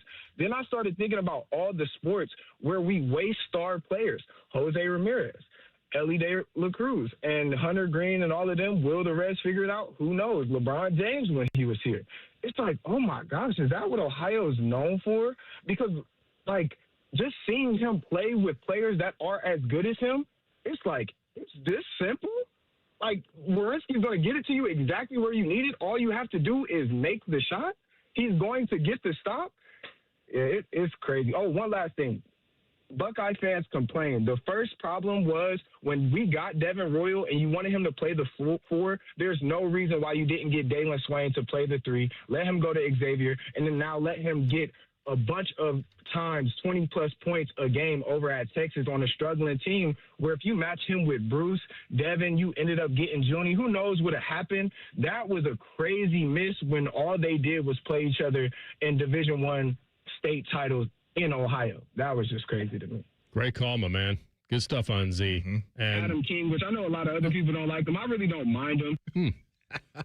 We were at camp. We were talking about Devin Royal trying to play the 3 to be a matchup problem on the perimeter for teams, and he could still score in the paint. Like, he has versatility in his game. All right, who's next? We got Danny in Delaware. Danny in Delaware. One and only. One and only. Double D. Floor is yours. Guys, I feel bad for the guy who bet on Canada and lost that parlay. Said absolutely no one. You know why? Because we are the champions. We are the champions. Congratulations to the U.S. men's hockey team for winning the gold medal on Sunday. That was amazing. Quick shout out to the Cleveland Guardians because they're 4-0 to start the preseason. They're off to a better start than the lucky guy who draws first rip at the Bonnie Blue taping. Quick shout out to my boy Casper, who is getting wiped up soon. May he rest in peace. And last, I was looking at the first round mock draft and potentially an impressive 4 Buckeyes in the top 10. I haven't seen so many elites on one list since never mind. That's redacted. I can't see the rest. Anyways, go Browns, go Cavs, go Guards, and USA! USA! USA! Oh, man. I think he ripped off Tyrus's bit at the end there. What was the bit? Oh, there's a little bit go of Browns, go Cavs, go Guards. Free Class A. All he was missing was a free Class A and, ship off Luis Ortiz to Guadalajara. Because he's snitching. Yeah. Well done today, boys. Good job. Good We're going to stuff. come back. Kuiper has his latest mock. Should the Browns be tempted to stay in the trenches? We'll tackle it next. Rothman Ice and the Fan. Whatever you're doing right now, just know that Bo Bishop is enjoying a sip of bourbon. Even if this promo is playing in the morning, no judgment. Sweet morning drinking. The Fan. Common Man here for my friends at Germain. Germain is having a huge President's Day sales event all month long at all 12 of their Columbus locations. This month and this month only, all qualified pre-owned vehicles come with a 3-month, 3,000-mile warranty on top of the $1,000 price promise. No one's going to sell you a car for less. With With nearly 4,000 vehicles and 30 brands, there's only one website you need when shopping for your next car. It's GoGermain.com. That's GoGermain.com. Tell them Common Man sent you. At Newman Roofing, we believe every detail matters, which is why we have over 1,000 five-star Google reviews from families all across Central Ohio who have put their trust in Newman Roofing for their roofing, siding, and gutter projects. Call 614-NEW-ROOF or visit newmanroofing.com today. Hey everybody, it's Jeremy Birmingham Berm from the Austin and Berm Show on 97.1 The Fan. I hit maintenance mode after dropping 35 pounds with Awaken 180. The Awaken 180 coaches made it simple. Now pizza and ice cream are back, but the cravings aren't. That's a complete mindset shift. Awaken180weightloss.com. Hey Central Ohio, it's Andrew from Home Team Solutions, and yes, we buy houses for cash the easy way. We've been buying houses for over 20 years and we've seen it all. Whether you've inherited a property, you're behind on payments, the house needs work, or just want to avoid the hassle of listing, we've got you covered. No repairs, no clean out, no stress, just a fair cash offer and you pick the closing date. We've helped hundreds of homeowners sell fast and hassle-free, and we're proud to have 5-star reviews all across Central Ohio and an A+ rating with the BBB. If you're ready to sell your house the easy way, call Home Team Solutions at 614-962-SELL. That's 614-962-7355, or visit us online at selltohometeam.com. Home Team Solutions, local, trusted, and family-owned. Again, that's 614-962-SELL. 614-962-7355 or selltohometeam.com. Veterans and active duty service members, when your call to service ends, your mission doesn't have to. Go from GI to IT in just a few months at My Computer Career. Prepare for a high-demand career in cybersecurity, protecting people, systems, and institutions from real cyber threats. Cyber warriors are needed now. Will you answer the call? Go to mycomputercareer.edu/CWP to learn more. That's mycomputercareer.edu/CWP, an elite CompTIA certification partner. VA education benefits are available to those who qualify. Working your way through that home projects list, more flushes, more showers, more fiddling with the thermostat. Trust the pros at the Waterworks for all your plumbing, drain, heating, and cooling needs. Call the Waterworks, trusted and certified plumbing, drain, heating, and cooling experts. I take care of the kids, my dad, things at work, but I haven't made time to take care of what I need. Millions of caregivers experience symptoms of anxiety and depression. Go to mentalhealthcareworks.org to learn how to get the support you deserve. A message from the American Psychiatric Association Foundation.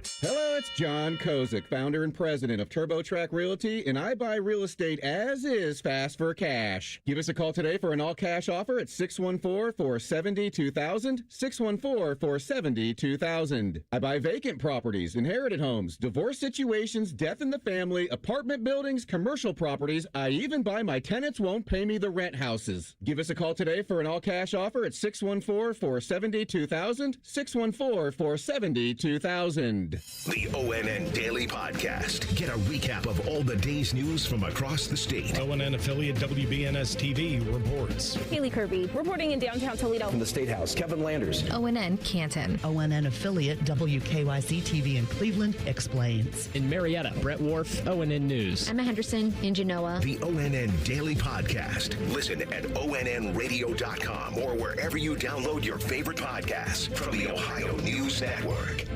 Back in the day, if you wanted to listen to the Fan, you turned on the radio, and that was the end of the story. But now, oh baby, stream us live on the Fan app, TuneIn app, iHeart app, we're everywhere. The Fan, Ohio's streaming destination. Fan weather. From the Logan AC and Heat Services Weather Center. A mix of sun and clouds today with highs in the upper 30s and breezy winds. And then for tonight, a short window will see a chance of rain and snow overnight. Most of it should be finished before you even wake up. Little to no accumulation is expected, otherwise mostly cloudy with lows around freezing. For Wednesday, will be mostly cloudy, becoming sunny throughout the day and breezy with highs getting into the upper 40s. For the Fan, I'm meteorologist Meredith Garfalo with the 10 Weather Impact Forecast. We've been your Jackets flagship station since day one. All the goals, all the action, all the memories. Your home for the Columbus Blue Jackets, the Fan, Ohio sports destination. Like Yoda, Rothman will limp onto the golf course, talk about how stiff his back is, wonder how he can even make it through a hole, and then proceed to kick your ass. You're listening to Rothman and Ice. All right, we're going to play a game at 1:30 that Tyvus doesn't even know he's entered into the game. He'll be in on it. That's pretty good. Yeah, he'll be locked in. You mentioned that parlay off the top. That guy that, laid down $425, had to win $1 million and some change. And I looked at you just now and I said, AR, I think prior to dropping puck for the gold medal game, there was a cash out option available. I'm pulling that lever before the game, knowing me. I think I would have walked away with, I don't know, a couple $100,000 and been good. It would have been nice to know what the cash out was on $1 million too, but if it's only a couple $100,000, then I think you got to find a way to beef that up and get a loan of some kind from friends, family, countrymen. I would say you got to get that up to $500,000 somehow. Okay. And that way, if you could put $500,000 on the USA. Yeah. I see the vision, but on the scale of regret, let's say, I would regret getting obviously absolutely nothing. No regrets. Versus walking away with $200,000, $300,000. I can live with the gap being between $300,000 to $1 million rather than obviously zero. So on the scale of regret, I'm walking away with straight cash, homie. I need something. I've had a bunch of my friends. My brother would always ask me. They always present me with stuff. What should I do? What should I do? What should I do? And I always say, it's a personal question. Exactly. How greedy do you want to be? Like, here's what I tell them all the time. If you've made a 6-leg parlay bet that you've hit the 5, and you're asking somebody else what you should do, I always come back with this. You've earned the right to make sure you win some money. That's how you look at it. Like, that was a great bet. It was a lucky bet, a wild bet, doesn't matter. You've now earned the right to make sure you can't lose. Absolutely. And it's the toughest one because at that point, you feel like you could go perfect and then you're losing money. And listen, this is right out of the gambler's handbook. Like, everyone is thinking that they're going to gotta let it ride. Like, what would you have done? Sunday morning, you wake up at 7:30 a.m. You just got done walking. If I had $1 million too on Canada, you're coming back. You're sitting down with your Fruit Loops and you're locking in. What would you have done looking at that parlay and that last leg just staring at you in the dome? You cashing out with me, or you going no risk it, no biscuit? I think I would have had a day to work on it. Okay, knowing that, and I would have probably flown to Vegas. With a couple duffel bags of cash. Louis, you got some Louis? And Louis out there. Told them the bet I was going to make, made sure they put me in the Rain Man suite, and I'm putting $400K or $500K on the USA. Knowing that, and then I'm safe. Then I'm either winning $500,000 or more in the USA, or I'm winning $700,000 on Canada. I see the. And that's and you have a hell of a weekend in Vegas. I like that, AR.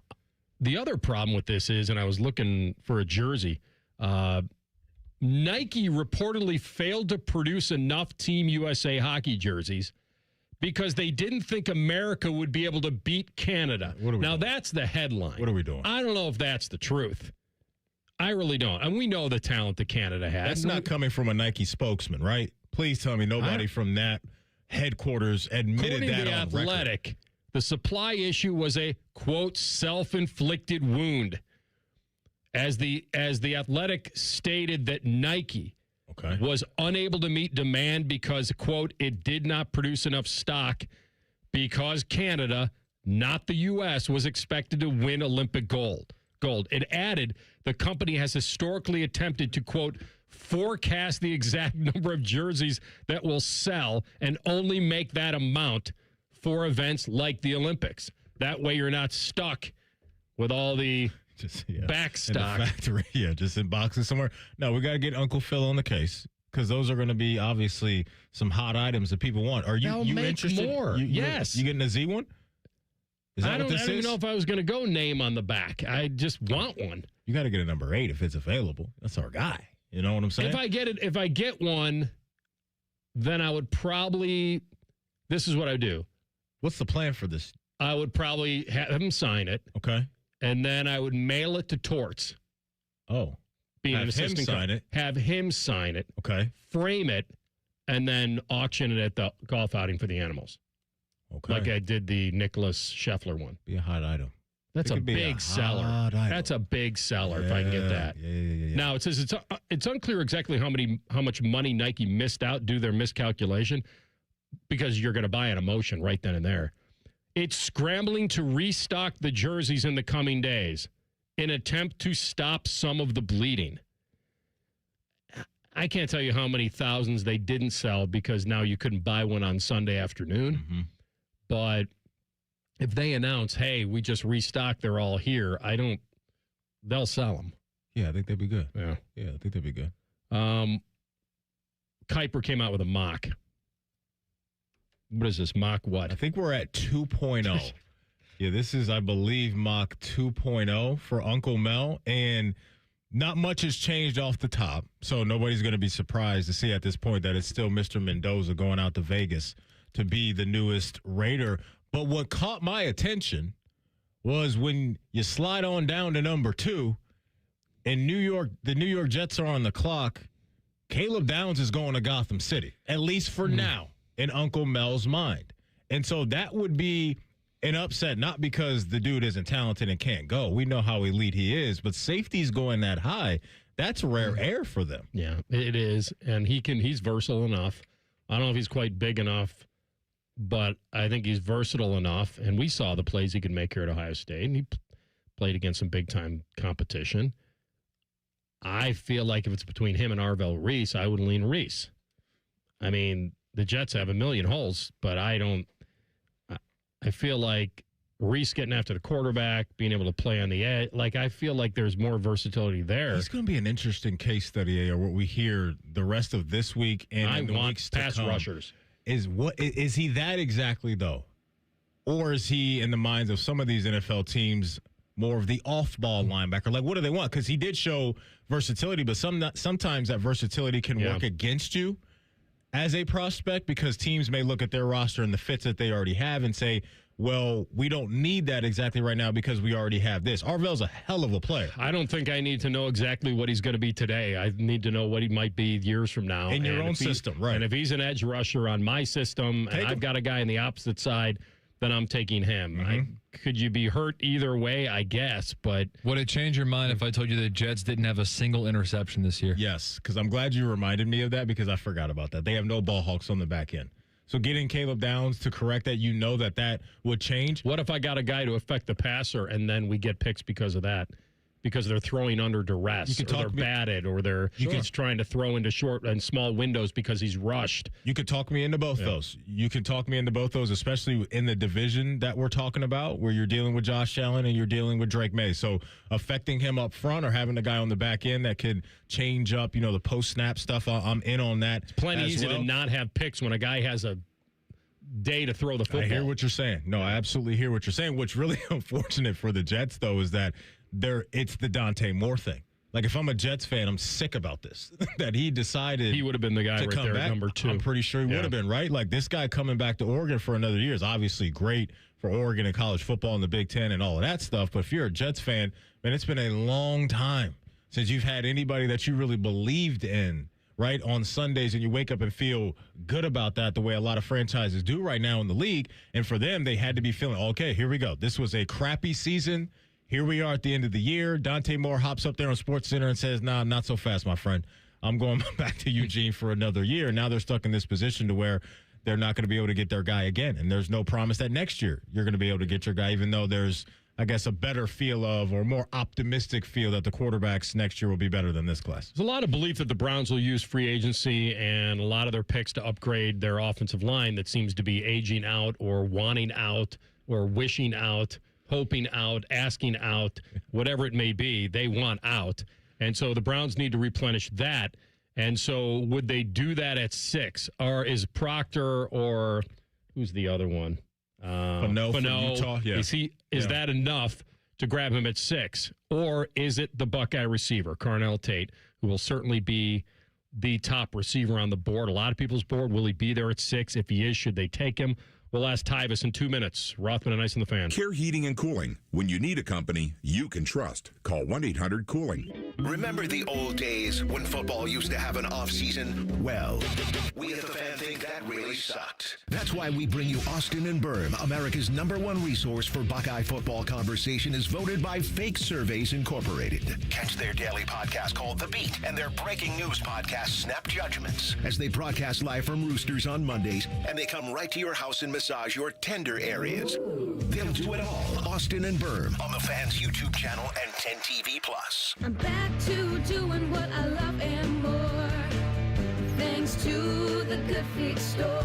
Hi, this is Mike with the Good Feet store. Are your bad feet making you grumpy all day like Dan was? I was born with a sunny disposition, but I had so much knee pain and foot pain, I wasn't that way anymore. But then I'm driving down the street one day and my knee's hurting, and I see a Good Feet store. I thought, what do I have to lose? Good Feet arch supports aren't just a cushion or a flimsy shoe insert. We have a system of arch supports designed to create better alignment for all 4 of your foot's arches. And the only place you can get the Good Feet system is at the Good Feet store. Once I got my arch supports from Good Feet, I just went back to being my happy self again. My wife noticed it, my friends noticed it, even my dog noticed it. I just wish that I'd found Good Feet 20 or 30 years ago. I've got my Sunny back. Visit the Good Feet store today. Visit the Good Feet store on Polaris Parkway near the Polaris Mall or on Stringtown Road at Grove City. Thanks to the Good Feet store. If your roof is leaking, you don't need a sales pitch. You need answers. I'm Bill Schmidt with Brothers Roofing and Construction, a local certified contractor helping homeowners across central and southern Ohio solve real problems. No pressure, just honest work done right.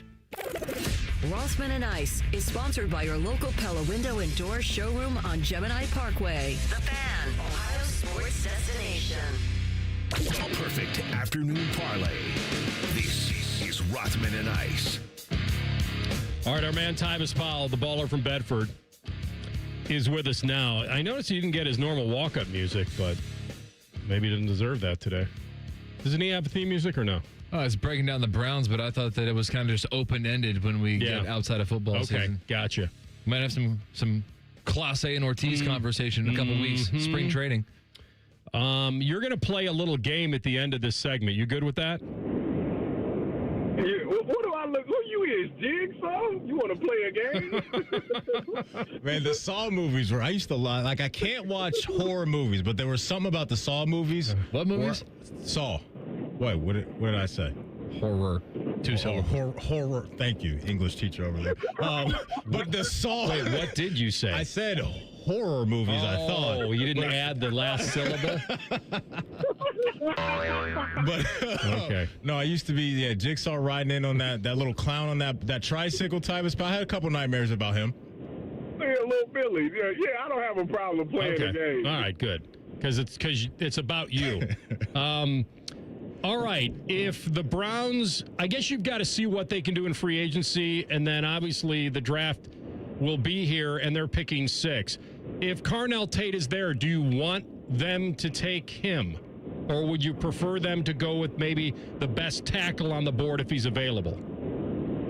I have moved into the camp that I want the Browns to take Mekhi Lemon at 6. And I know that there will be a bunch of Buckeye fans that's upset with it, but hear me out. Hear me out. I think that Mekhi Lemon is, first of all, when you look at some of these #1 wide receivers, a lot of receivers do their business and their damage in the slot.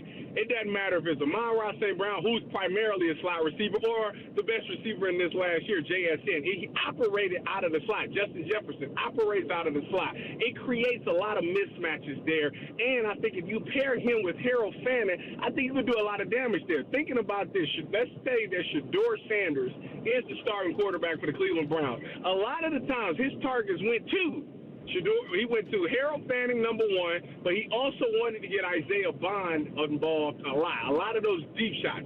Why not get you a wide receiver that can really win those inside coverages and get the ball to Mekhi Lemon? So I think that it'd be nice. And then you play Judy on the outside, let him do his work out there.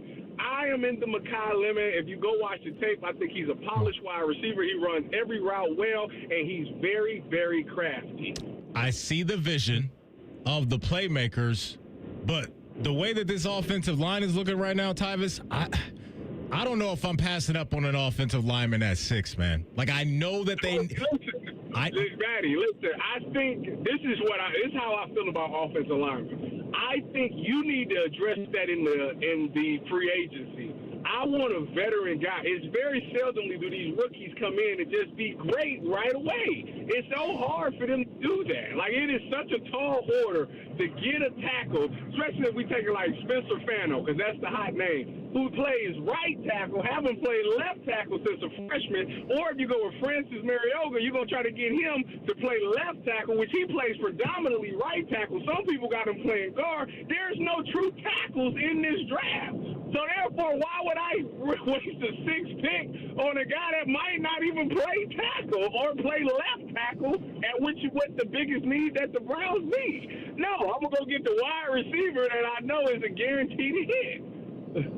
Well, a lot of people like him. When you first said it, I was pretty blown away because, you're talking about a guy who's, 5'10 and a half or 5'11", but if he's the next Amon-Ra, then I'm good with it. But it's... Ooh, that's rough. That would be very interesting. Listen, they may both have great careers, Carnell Tate and Lemon. They might both go on to do great things. It may be a wash, but boy, that would be very interesting. All right, so then you're in the camp of staying at 6 and making the pick. Would anything tempt you to move off of the pick? If Cincinnati told me that if anybody wanted to want me to trade back and they're willing to give me their first for next year, because next year's draft has a lot of good players in it. I don't know if y'all seen some of the names in next year's draft, but it's loaded. If you can give me a first for next year and you moving me back, like if Cincinnati wants to move up and take Caleb Downs at 6 and I move back to 10 and still get Mekhi Lemon, you can't beat that with a bat. So let's live in a world to where Andrew Berry, Todd Monken, they make it known, hey, the guys that we have in our room right now, we like them, but we want to add another quarterback to the mix. Malik Willis, and throwing a bag at him, Tyvis Powell, how does that work in your brain right now, that equation of adding him, another quarterback to that room, and having to pay Malik as well? I'm not opposed to adding another quarterback to the room. However, paying Malik Willis is the part where I don't agree with. This guy started 6 games in his NFL career. That's not a lot. You're the guy that's deemed number 1 for right now has started 7. Malik Willis was a guy when he came out, a lot of people thought he was a first-round pick. He dropped to the 3rd. Shador Sanders was a guy that came out when they thought he was a first-round pick. He dropped to 5th. To me, that guy is already in your building. You don't need to go out there and do that again. The only people that should feel comfortable paying Malik Willis a bag is the Miami Dolphins. And the only reason I'm saying that is because Jeff Hafley and their new general manager both was with Green Bay for the past couple of years, so they actually are the only ones that have seen Malik Willis, know what Malik Willis is all about, has been around Malik Willis to know if he's good enough to be a franchise guy. Anybody else, you setting yourself up to be Matt Flynn, and I don't think that you should want to be in that camp when it comes to Malik Willis. That's my personal opinion. So if the Browns want to add somebody, I'm cool. I don't want it to be Malik Willis, though. What you talking about, Willis? Let me ask you, do you remember did you ever read your scouting report? Did you ever get notes on that when you were going to the combine? Yeah, I glanced at it once or twice. And my weaknesses was like bad angles, hip bending or something like that, missing tackles, stuff like that. Why? All right, I'm going to read you some paragraphs, and you're going to tell me whether it's accurate or inaccurate. Oh, it's inaccurate. Then. I'm going to tell you that. Inaccurate. Despite his quality size, is not going to thump much. Accurate, inaccurate. Coming out of college, that's very accurate. Okay. Waist. He has a 4-year pro. That's inaccurate because I was hit. Ooh, I started hitting, boy. Woo! Started thumping. I started to like me a little contact, AR. On and off the field. All right. Waist bending head ducker into his tackles. Waist bending head ducker into his tackles. No, I tried to keep my head out of it. I don't think that's accurate, and I thought I did a pretty good job of bending my knees on a lot of those tackles. Coach Meyer was a very big stickler on the waist bending stuff, so it kind of forced me to not do that. Runners fall forward against him too often. That's true. Yeah, that's true. Even on the my greatest tackle, the stop on the goal line. I just told somebody this. I technically didn't make that tackle. I stopped his charge. Josh Perry made that tackle. Shout out to my boy Josh for always having my back. Good wingman.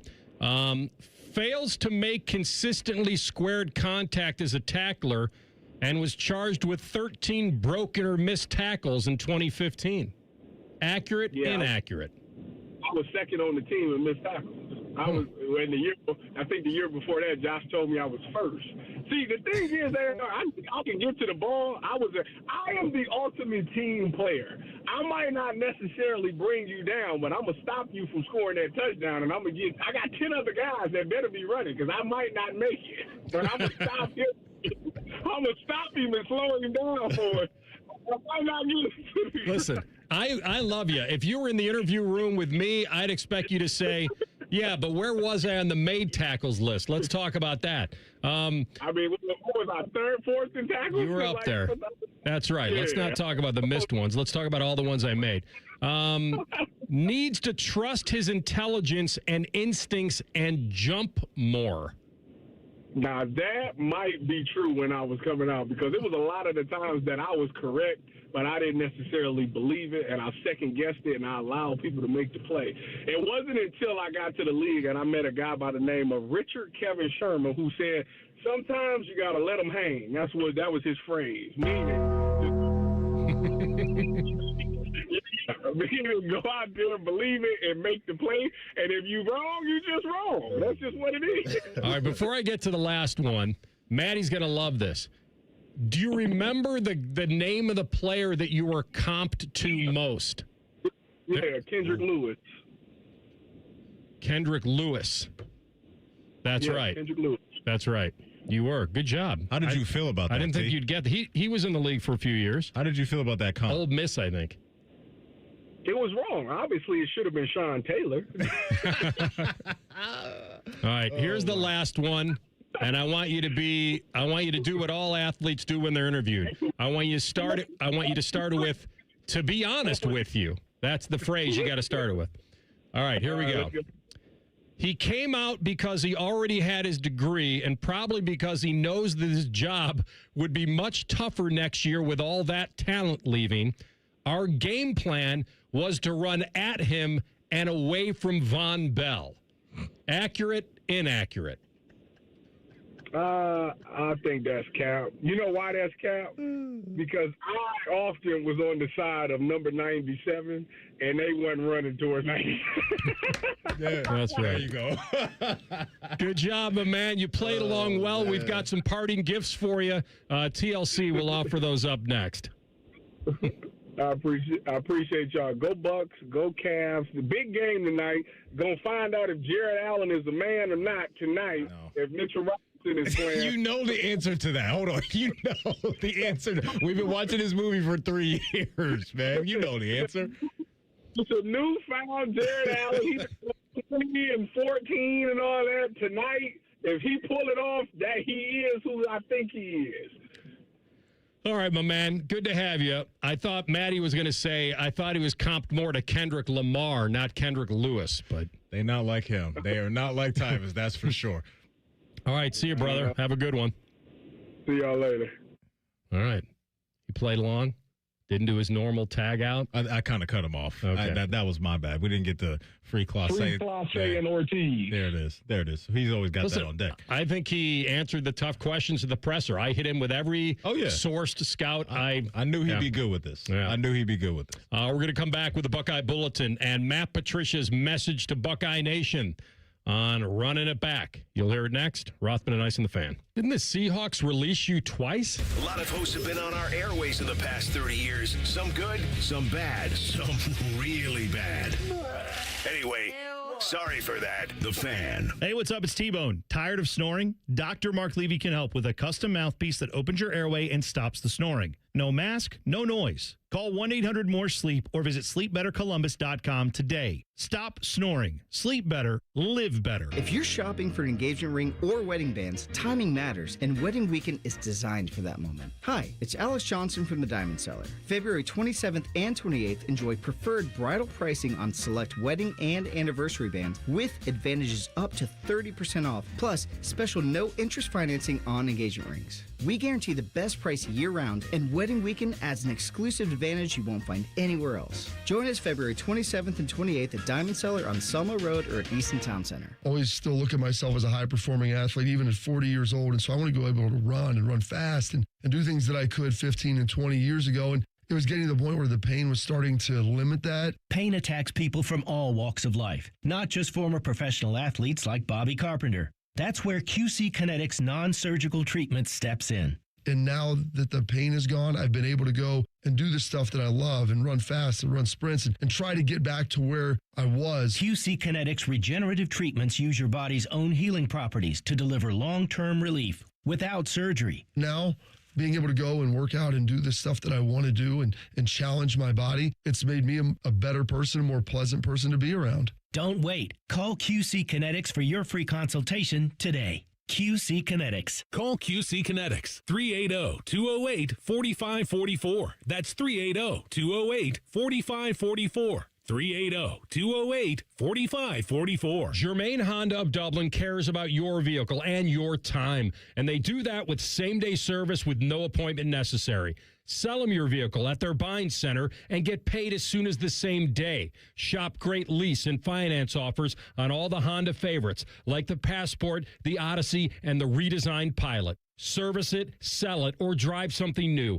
Germain Honda of Dublin on Sawmill Road, just south of 270, or online at germainhondaofdublin.com. Hey, everybody, it's Jeremy Birmingham Berm from the Austin and Berm Show on 97.1 The Fan. I hit maintenance mode after dropping 35 pounds with Awaken 180. The Awaken 180 coaches made it simple. Now pizza and ice cream are back, but the cravings aren't. That's a complete mindset shift. Awaken180weightloss.com. Hey, it's T-Bone again. Listen up. Sleep apnea doesn't have to rule your nights. Dr. Mark Levy's been treating snoring and sleep apnea for over 15 years with proven results. And now he has an office in Marysville. Call 1-800-MORE-SLEEP or go to sleepbettercolumbus.com. Stop snoring, sleep better, live better. Finding great candidates to hire can be like, well, trying to find a needle in a haystack. Sure, you can post your job to some job board, but then all you can do is hope the right person comes along, which is why you should try ZipRecruiter for free at ZipRecruiter.com/radio.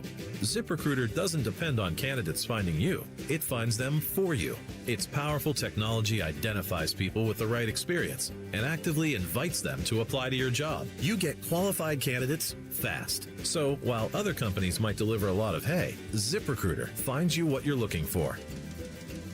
The needle in the haystack. See why 4 out of 5 employers who post a job on ZipRecruiter get a quality candidate within the first day. ZipRecruiter, the smartest way to hire. And right now, you can try ZipRecruiter for free. That's right, free at ZipRecruiter.com/radio. That's ZipRecruiter.com/radio. ZipRecruiter.com/radio. ZipRecruiter.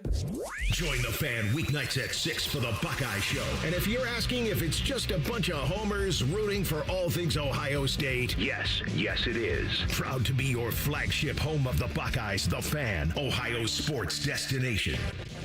The Fan Guest Hotline is sponsored by Right Way Heating and Cooling and Bryant, doing whatever it takes to keep you and your home comfortable. The Fan. Rothman and Ice present Buckeye Bulletin. Sponsored by Window Nation. Buy 4 windows and get 4 free plus an extra 10% off from windownation.com.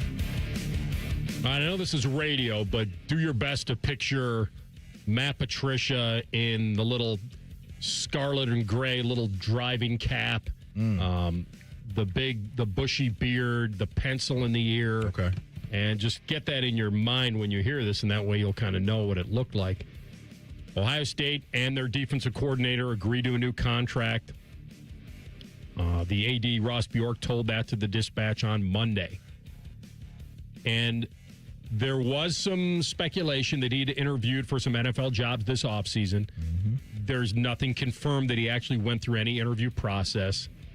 But I'm sure his phone was ringing. Oh, yeah. I mean, it was would not be a surprise that absolutely was fact based off of his history as a defensive play caller, and then you just see the immediate returns here in Columbus. Because sometimes we've seen certain coordinators take over certain programs, whether it's college football or the NFL, and you don't get the good stuff for a while. Maybe it's the middle of the season, maybe it's the end of the season, maybe it's the year after, but right out of the gate against Texas and Arch Manning, you could just feel that this defense was going to have bite to it, and on every level, there were guys making plays Saturday in and Saturday out. And so, yeah, just a tremendous job coaching these guys up, and the guys that are in-house right now that are familiar with the system, those guys have to be feeling confident. And even the guys coming in that don't really know exactly what they're going to be getting into just yet with him, even though I'm sure they have a decent feel right now, you just have to have so much belief in Coach Patricia and your position coaches that they're going to get you right. But, yeah, it was just an awesome hire, right? And Coach Day's been doing a really good job cooking over the last couple of years, filling in the gaps up and down his coaching staff. And this looks to be one of the best hires around college football right now. And to have him locked in for however much longer it's going to be is an absolute win for the old Scarlet and Gray. Pretty massive, and he is certainly worthy of it. And the talent that he's going to help develop and hone and train and call here is going to continue to do wonders for him as well. So here's Matt Patricia on the Instagram video on his own return. Buckeye Nation, so excited to just share the news that I've extended my contract. We will be staying in Columbus. I'm so appreciative of all your support. The fans have been unbelievable. Certainly thank you to Coach Day and his trust in me with the defense, our athletic director, Ross, his staff, our coaching department, all the players. Just so thankful to be here. We love Columbus. We love the Buckeyes. We're going to work tirelessly to continue to build the defense and go out and defend the shoe. So we're excited to get back at it, and certainly looking forward to next year, but just want to express my gratitude and appreciation for Buckeye Nation and how much you mean to us, and we're just excited to be here. So looking forward to next season. Thanks. So he'd signed a contract worth about $2.5 million a year when he came in to be the DC, and they haven't announced the terms of the new contract, but a lot of people think he's going to crack the $3 million mark or be right there, which will make him one of the highest paid coordinators in the sport. And not only that, I'd be very curious where that would land him on a basketball comp, because a top 20 college basketball head coach, top 20, would make about $4 million. And he'd be making probably $3 plus as a coordinator in football. That's where we are. It's good living if you can get it, that's for sure. But no, you're absolutely right. You know, when you were kind of leading us down the path of where he's going to rack up around the sport. I know the former DC and Jim Knowles, he left to go to Penn State. Now I believe he is at Tennessee. He was making about $3 and some change. And you look at, whether it's Wink Martindale or Blake Baker at LSU, these guys are all in that ballpark of 2.5 to 3. And so if we find out the numbers, because I don't know if we will, but when we do or if we will, I won't not be shocked if it's a 3.5. Maybe even 4. Like, I don't know. That won't shock me just based off of how we know they like to spend on this sport, but obviously how invested they are in Matt Patricia because they know how great of a DC he is. And so you want to keep these guys around as long as possible. Who knows? You never know. He's going to have NFL teams and maybe even some college teams hitting him up at the end of next year, because I just would be surprised if the defensive output from that unit goes dramatically the other way. I just think he's too good of a coach to allow that to happen. Where are we on the race to the all-time leading scorer for Bruce Thornton? Oh, he's definitely chipping away at this thing, right? He's making some good work. I made the prediction he was in place, right? Yeah. I was just going to say, is the prediction going to happen? Like, is he going to get it at home in the final game against Indiana, or are we going to look at him getting it before that? I think we're almost at, 90 points over his last 3 games? So the man is cooking with some hot grease right now. And so, so we've got TLC's the math guy, 28, 27, and 32 over his last 3. You got that off the dome, TLC? I'm looking at, he is about 59 shy. Oh, that's happening. That's according to Wikipedia, assuming it's up to date. I got to imagine that somebody's got to be updating this page with how often, this is a story every single game he plays. Here's Tom Izzo on the Buckeye Star. I said to him before the game, It's been a privilege to have him in our league. He's handled himself well. He stayed in the same place. He's been an unbelievable performer. He's got class. I'm a big Bruce Thornton fan, and today he ate us alive. So give him credit for that. And, he's a plus to this conference. Ate him alive, and the scouting report shifts even more to him, more so than it usually does when Izzo realizes before the game, obviously there's no Mobley. Oh, and Devin Royal isn't playing either. I mean, and he still went out there and dropped buckets on him, and he had 32 in the game. And so, yeah, this guy right now is putting the squad on his back as much as he can. They've lost 2 out of their last 3, but this guy, as far as staying locked in on the offensive end and knowing, like waking up on these games, knowing for us to have a chance to win this game, I have to get to probably 25 points, and he's delivering on that. And so, yeah, what he said off the top, not surprised the coach feels that way. How could you not respect this guy's career? But right now, AR, he's trying to lock in on those infinity stones and snap his finger and get this team into the tournament. TLC project for you over the next week or two. I'm going to give you a little buffer on that. Okay. Find the interview that Maddie and I did with Thornton before the season when I said to him this year, when we took the show on the road. We'll probably have that done when we come back from break. No, I don't even want it today. I wanted to let it breathe until he gets the all-time leading scorer. And I remember saying to him, I know you probably haven't done the math, but I have. Yeah. And so he was at 1487. He needed 609. That's 31 regular season games, and I gave him 2 games of the Big Ten tournament. The problem is I also added 2 dance games. Now, the great thing for him is that I thought he'd need 35 games to do this. He may not. Probably won't. Yeah. At 17-4 a game. Last year, he was 17-7. When in the interview did you ask him? Well, we don't need to play it right now. Let's find out. No, well. Where do you need to take your game, your personal game? No, that wasn't the question. Doing it live on the air was not the plan. He just wanted to show off his abilities. It's amazing you were able to find that. He wanted to flex on us real quick. Give you some praise for finding that. Hey, real quick, bracketology, AR, first team out. I know you mentioned the tournament there. That's where they are right now over at ESPN on the bracket watch. They ran him into the ground last year. He played 90% of the minutes, and you had to give him a break. But when it's crunch time, he's got to be on the floor. We were trying to steal some minutes for him while he's on the court. And the whole thing this year was, can he catch Dennis Hobson, and the great Dennis Hobson at 2096. So he had weaker scores last year. Maybe others could take that away, but it wasn't out of the realm that he was going to do this, and now here we are. And the sad and great part is it may be the headline of the season. It may not be what we thought it would be from a team standpoint, but we'll find that for you. And when he gets close, we'll see where we have it. All right, we're going to come back top of the hour. And will the NFL be as wide open as it was this year? And will a certain team be bouncing back? We'll give you the analytics on that next. Rothman Ice and the Fan. Just when you thought afternoons couldn't get any dumber. You fellas been doing a bit of boozing, have you? Common Man and Timmy. Weekdays from 3 to 6. Your home for dumb. The Fan.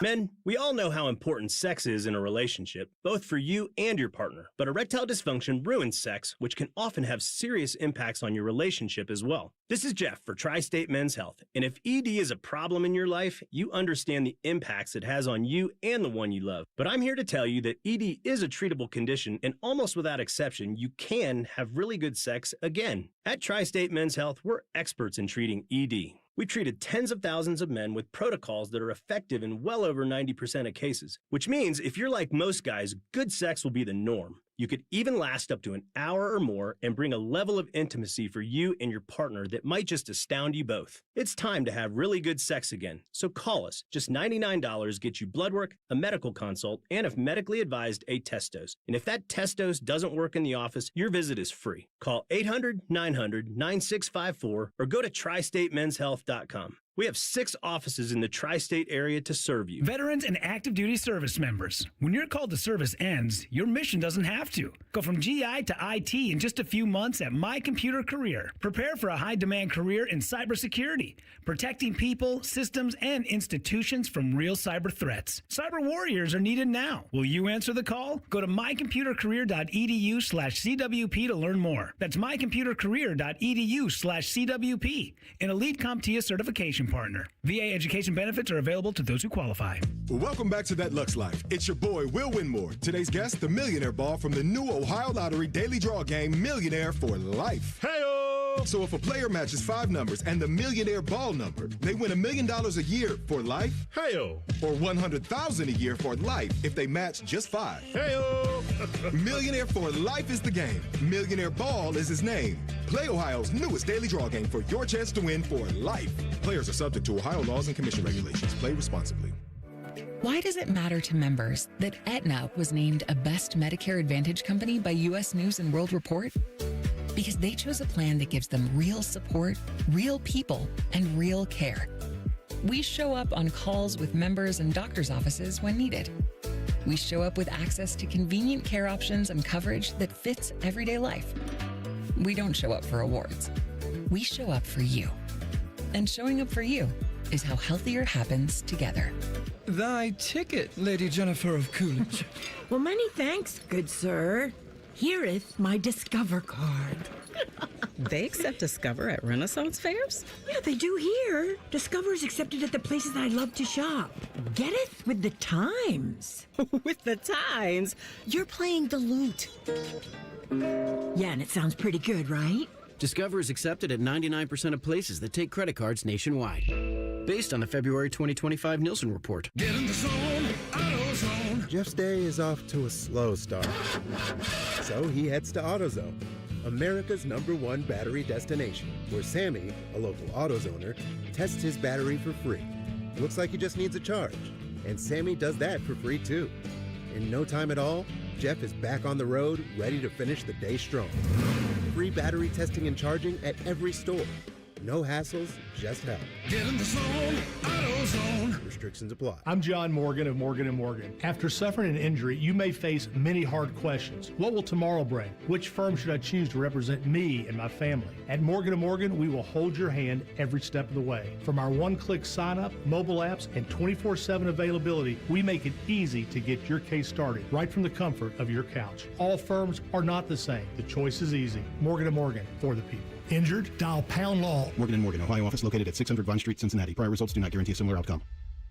What does it mean to live here, serve here in the Ohio Army National Guard? It means I can attend college full-time and not have to take out student loans to pay for my tuition. It means I can work my civilian job during the week and support my state and nation in times of need. You too can live here, serve here as a member of the Ohio Army National Guard. Learn more about part-time service with full-time benefits at nationalguard.com/OH. Sponsored by the Ohio Army National Guard in coordination with the Ohio Association of Broadcasters and this station. BMI FCU is celebrating their 90th anniversary all year long with monthly sweepstakes. Open a BMI FCU Visa credit card. Enjoy rates lower than the national average and a special rate on balance transfers. Apply today at bmifcu.org/visa. After my accident, people warned me to slow down. I said, I don't know how. Thanks to my VA care team, I haven't. At VA, we're using technology to help veterans recover faster and live their lives to the fullest. Learn more at vacareers.va.gov/PSA.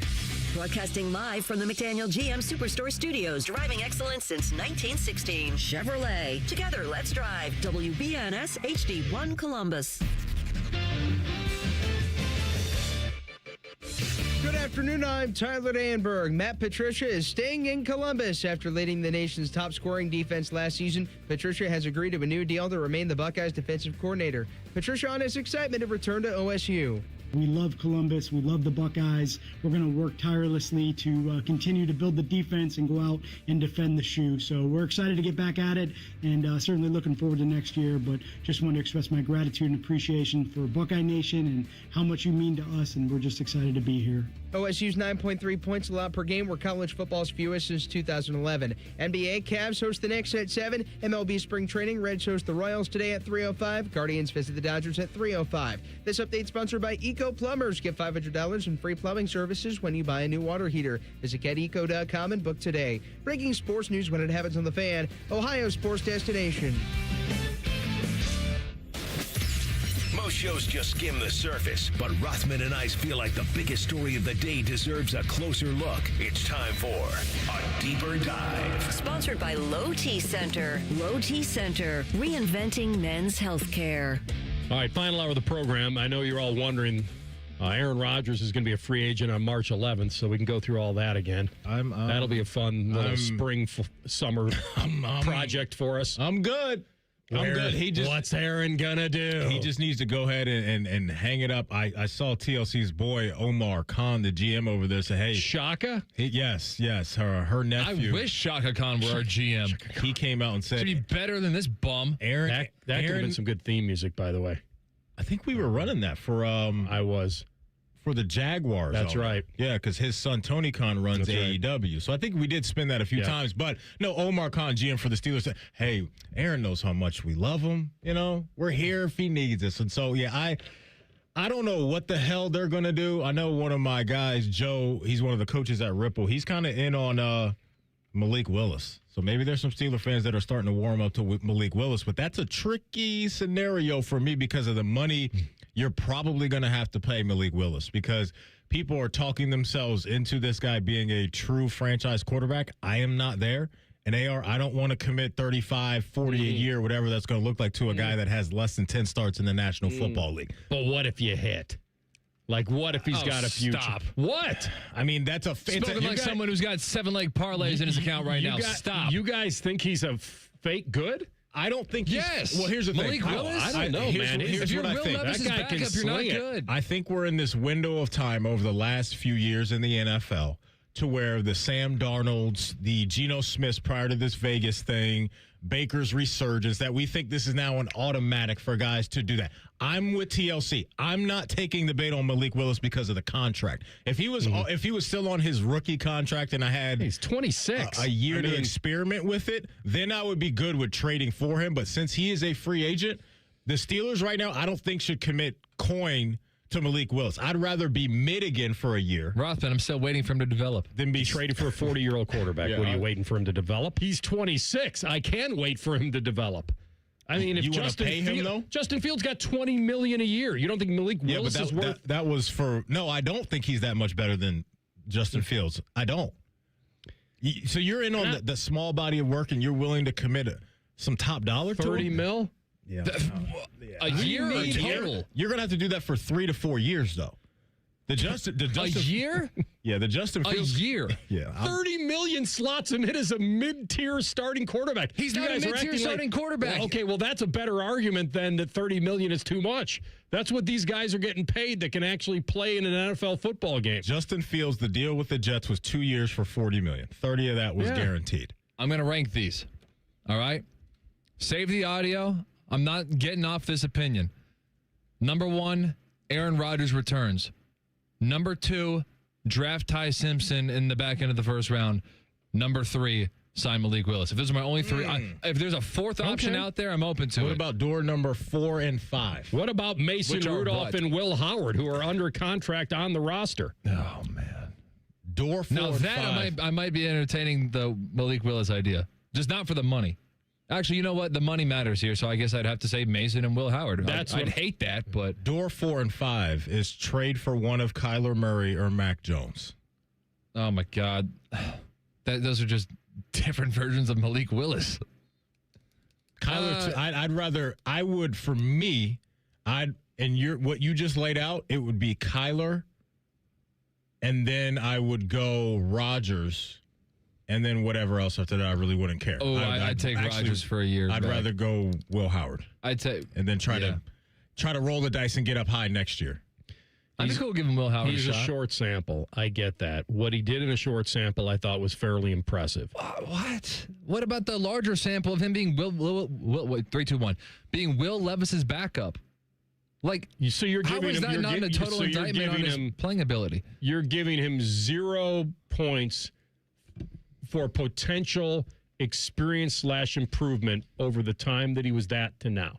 Like, he could not ever get better. There's no one in this world that's allowed to get better. They are what they are, and that's it. And if they suck, you throw them away. You are allowed to get better. However, you cannot go from Will Levis's backup in Tennessee to, off of one game, all of a sudden becoming the number 1 free agent that is listed on the big board of whatever. That's relative, I think, to who's available. And it speaks exactly. So he's striking gold with timing here, because there isn't a guy, and there usually never is a really good franchise quarterback available in free agency.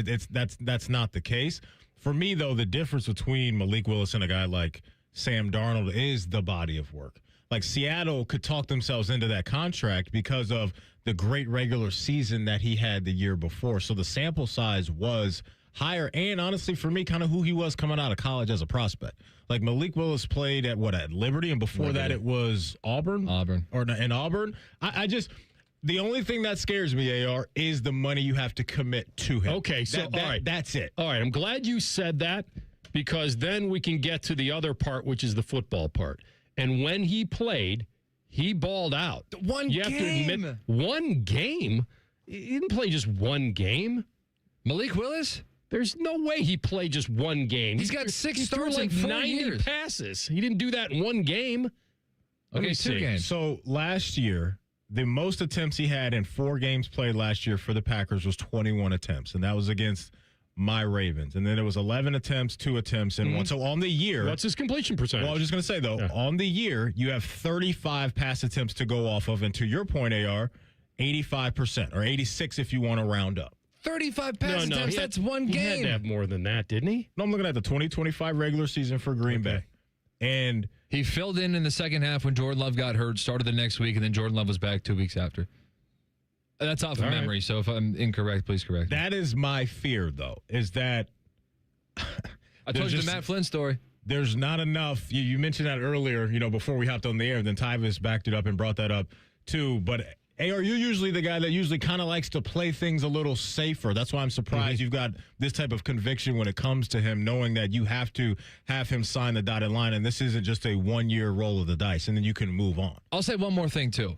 Sam Darnold had the ability to have his season with the Vikings in large part because J.J. McCarthy got hurt and wasn't in contention for the quarterback spot. So it's not like the Vikings just, here comes Sam Darnold's redemption tour. They had to have him start. They had to, but then what did he do with that body, with the reps? And then that justified the contract for the Seahawks. But I'm saying that I don't even want Sam Darnold to be a benchmark for the Malik Willis redemption tour because Sam Darnold had 1 full season versus Malik Willis filling in for Jordan Love for a game and a half. I hear what you're saying. That's because the Vikings had just drafted a first-round quarterback. They weren't trying to resurrect Sam Darnold's career. That kind of accidentally happened. I'm with Maddie on the money part of it. I'm just wanted to err a little bit on that he's not garbage. Like, I could get behind that it's not a lot to go on.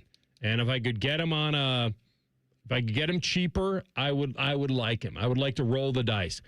$35 million, too much. Probably anything with a 2 in front of it, I'd probably be okay with. But this is where we are in the NFL. He may have found a second act right away. And I just think that the only quarterback he looked good when he played. I thought he was very efficient. It's probably not enough to command the money that he will command, but the NFL is willing to overpay. But in a small world, he was the most efficient quarterback in the league last year.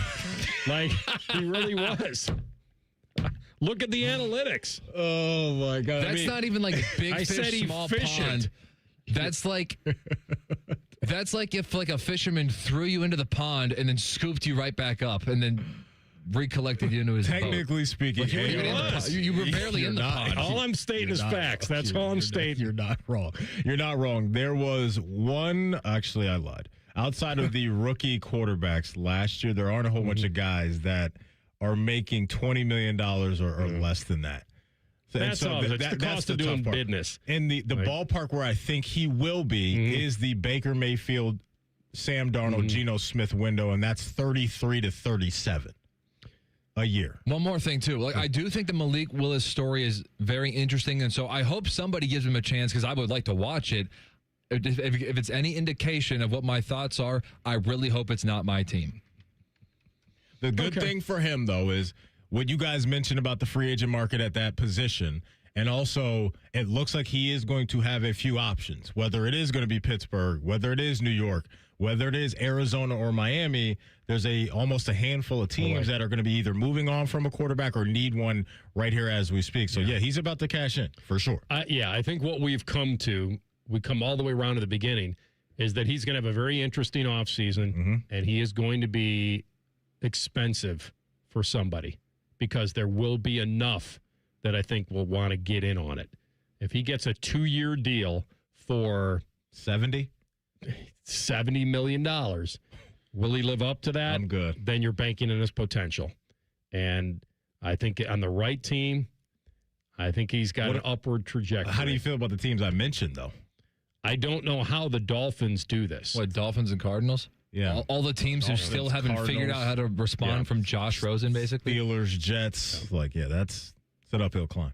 All right, we're going to come back. And Andrew Berry has spoken about the Browns quarterback situation. Did he say anything that means anything? You'll hear it next. Rothman Ice and the Fan.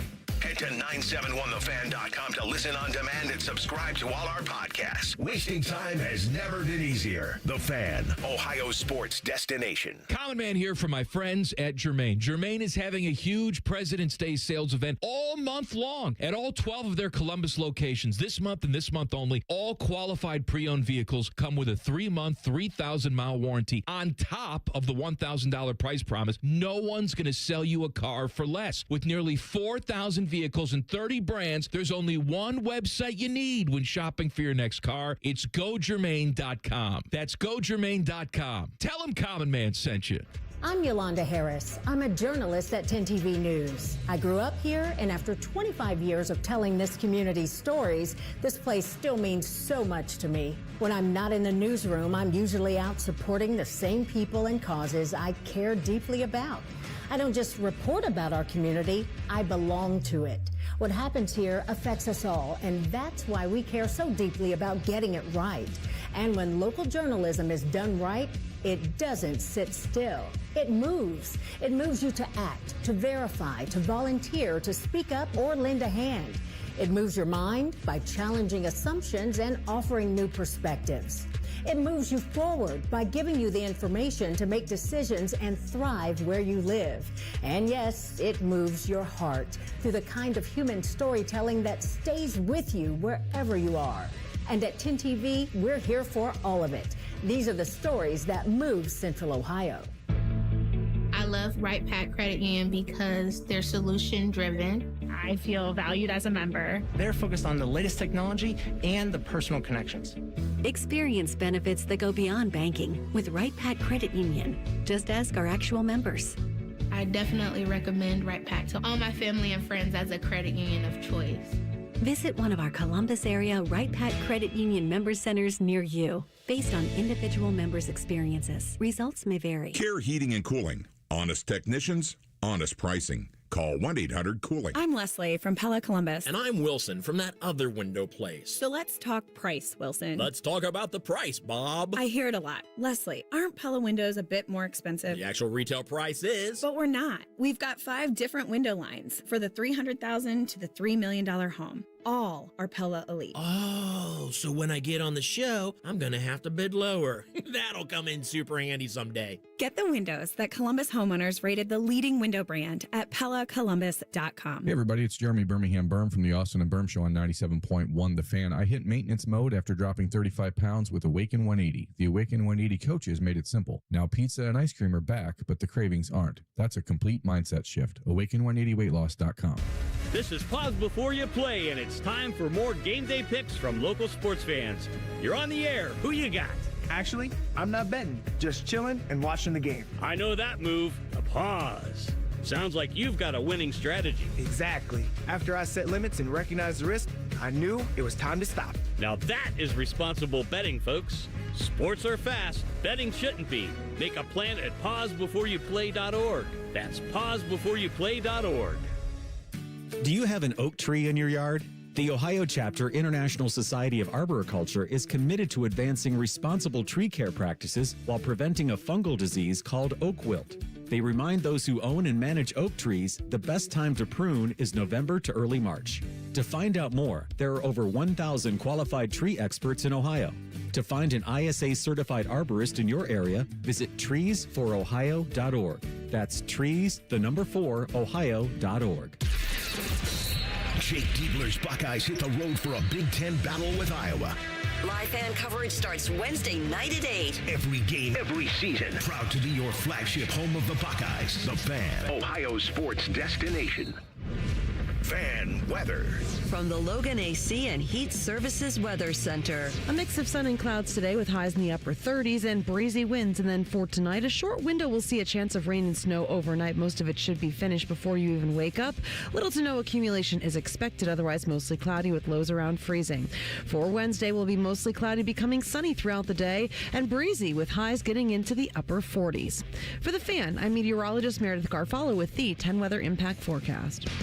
T-Bone and Tyvus are everything you want in a delicious breakfast. Lots of empty calories, no nutritional value. Weekday mornings from 6 to 9. The Fan. Rothman and Ice present Pre-Snap Reads. Sponsored by Dr. Mark Levy. If you're snoring and not sleeping, call Dr. Mark Levy today at 1-800-MORE-SLEEP. All right, this falls under the category of question needed to be asked knowing you're not getting an answer. Like, this is what we do. So 90% of questions? No. Actually, some questions, yes, you're right. They don't get an answer. But some need to be asked more than others. And between all the smoke of Ty Simpson and Malik Willis. Remember? You know what? Life's a gamble. Let's take it. That's right. Thurman, you and me together, baby. For the folks that don't know, that was Thurman Thomas. We interviewed him, 2 weeks ago now for Gold Jacket Thursday.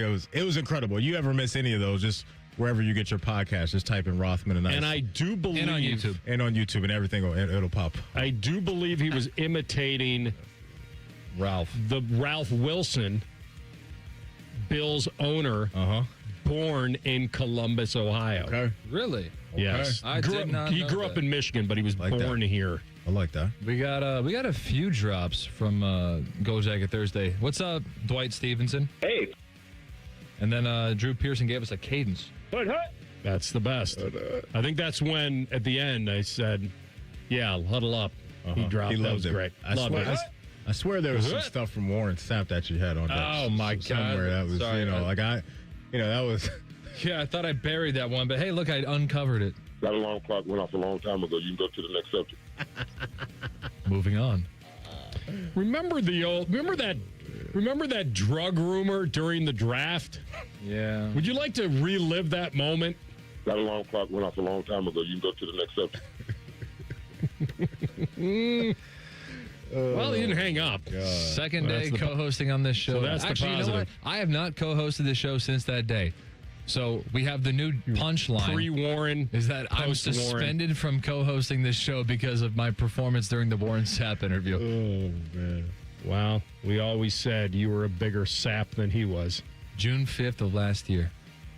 That deserved a snare drum somewhere. Yeah, that was weak. I thought it was pretty good. That's all that matters. Yeah, that's right. I mean, I'm usually I'm. When no one's got me, I got me. I thought it was all right. Exactly. That's all. I thought it was all right. Just thought of that on the fly. All right. For some reason, what do you got? The library disappeared over here, so now I got to re-find Andrew Berry. I got a library. You have Andrew Berry when he was asked about the quarterback situation and where it stands because the smoke on Ty Simpson and Willis, and no one's going to stamp a player as in the lead. So what did he have to say about how we enter camp eventually? Right now, it's February 24th? Thank you. I appreciate it, Scott. So, we don't have to make that decision anytime soon. I think any player that we have in that room, we would expect to compete to earn a role. Those two would be no different. First 6 seconds was really important to keep in this cut. Right now, it's February 24th? Thank you. I appreciate it, Scott. So, do they have their franchise quarterback? They hope, because if they do, then they just saved everything.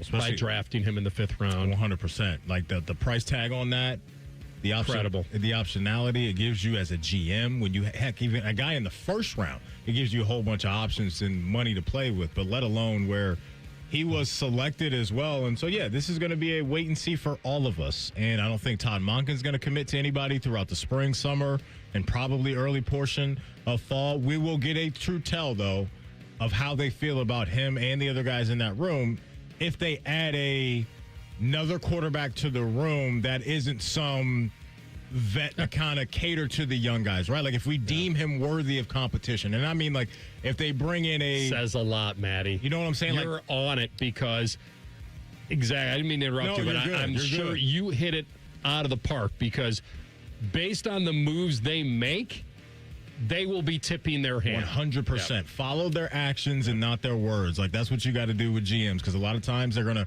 play it safe with the answers that we hear, and I understand they don't ever want to let out the goodies. I get that that's their job, but that's what we just have to do over the next few months is see what Andrew Berry does in the draft, see what they do in free agency. And so I don't think they're going to add a young quarterback to this mix, AR. That would not make a whole bunch of sense to me. But last year, I didn't think that they'd draft 2 quarterbacks either in the way that they did. And so I guess I got to leave the door open for that. But I don't think they planned on that. Good song.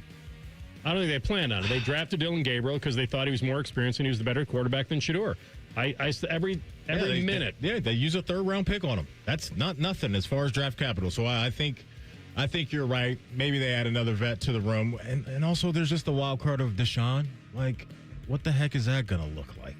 Deshaun Watson's going to start a game this year. I would not be surprised if that's the case. And I also won't be surprised if it's game number 1. I wouldn't be surprised by that either. Game number 1. Shedeur Sanders put on a lot of tape, some of it good, some of it bad. Yep. The good was really good. The bad was really bad. Yeah, which you usually get with rookies, right? And so that's the peaks and the valleys of rolling guys out there in year number 1, especially in the situation he was in with the offensive weapons and the O-line and all that. But, yeah, the decision-making, I think, to your point, was questionable at best. And so Deshaun goes through this offseason and obviously shows that he's healthy, but more importantly, the skill set, you kind of get a fresh coat of paint on that, and I think you can understand why a coach would warm up to that and feel more comfortable with that than maybe a guy like we were just talking about, and a young guy that his decision-making wasn't great, and not to say that he can't clean that up in an offseason, but Deshaun's got some good stuff way, way, way in the rearview mirror.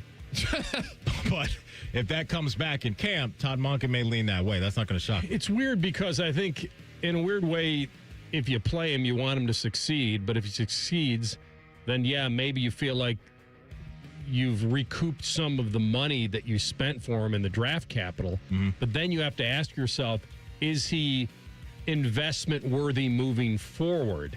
Because if he recaptures something and then you got to go back to that well again with him, it may be very difficult to do that. So I love when you guys said, oh, he's going to start, and you said maybe game 1. It feels like he's kind of the in case of emergency break glass guy for me. Like he's there and he gets paid a lot of money, but we're almost not going to keep investing in that development part of this rehab tour. You use the word recapture, right? It would have to be that for a significant amount of time, I think, for them to want to come back to the negotiating table. 2 Achilles tendon tears? Totally fair, right? But if he does go out there and we're talking, let's say he's a starter out of camp, 2 months into the season, and we're like, wait a minute, they got a top 15-ish quarterback again? At 30, 31 years old, I don't think they're going to mind coming back to the table. Because then you found your guy. Look, I think refound. Yeah. There is a case to be made that Deshaun Watson is the safer play at quarterback. Now, I'm not saying start him the entire year. I'm just talking about week 1. There is an argument to be made that Deshaun Watson's the safer pick for week 1. Yeah. I think every team, regardless of what we all think of them, should enter week 1 trying to win the Super Bowl. Maybe you give up by week 3 or 4, but at least on week 1, you should be trying to win a Super Bowl. And so you can have a short leash on Deshaun all you want to, and fine by me. I probably would too. But there's absolutely a case to be made. And this is assuming health, so, who knows? They'll obviously have a better eye on him in practice than we will in July. But there's absolutely a case to be made that Deshaun would be the better pick to start the season at quarterback. And just put him on a short leash. If you just kind of Men in Black that thing and zap everybody's minds on what, Men in Black. You know what I mean? Like, I feel like if you're going into this with those eyes wide open thinking that, I don't know any history here, and I don't know any of that, like, who's going to win the job, and can we win more games? Remember, you got a brand new head coach, too. So he's got more runway than most. He shouldn't feel any pressure to play either one of them. And usually, like on the opposite side of the scale, where Stefanski was probably feeling some heat, what did he do to start the year? I'm going with the veteran guy, right? And on this side of the scale, you as a new head coach, you want to set a tone of, I know what the heck I'm doing, and maybe rolling the dice with year 2 quarterbacks, whether it's Dylan or Shador, isn't the safest ride to hop on, especially like we're saying, if Deshaun shows you throughout the summer in training camp that, hey, coach, I got you. I'm a vet. I know what I'm doing. All right, we're going to come back in 2 minutes with our friend Brad Crawford, who covers college football for CBS Sports. He wrote a great story about how the Cinderella story at Indiana almost didn't happen because of the QB and where he would have gone. We'll tell you that next. Rothman and Ice and the Fan. Low testosterone can be a real problem for many men. It causes poor sleep patterns, decreased energy, low sex drive, and it makes it really hard to stay in shape. And as we all know, a healthy body is very important to our overall health and well-being. This is Jeff for Tri-State Men's Health, and if some or all of these symptoms sound like you, we can likely help you be done with low T. We can also help you lose weight, support your metabolism, improve your gains in the gym, and more with our new targeted body composition plans featuring GH peptides, NAD+, GLP-1s, and more. Our low T protocols, applied in conjunction with our body composition plans, will help most men see real improvements, true weight loss, higher energy, improved sleep, stronger workouts, and a renewed sex drive as well. Your initial visit is just $99 and includes blood work and a medical consult. And if you start on treatment the same day, your visit is free. Call 800-900-9654 or go to tristatemenshealth.com. Featured therapies are compounded and have not been evaluated nor approved by the FDA. Provider prescription required. See website for details. Hey, what's up? It's T-Bone. Your heat seems to be running a lot more than it should.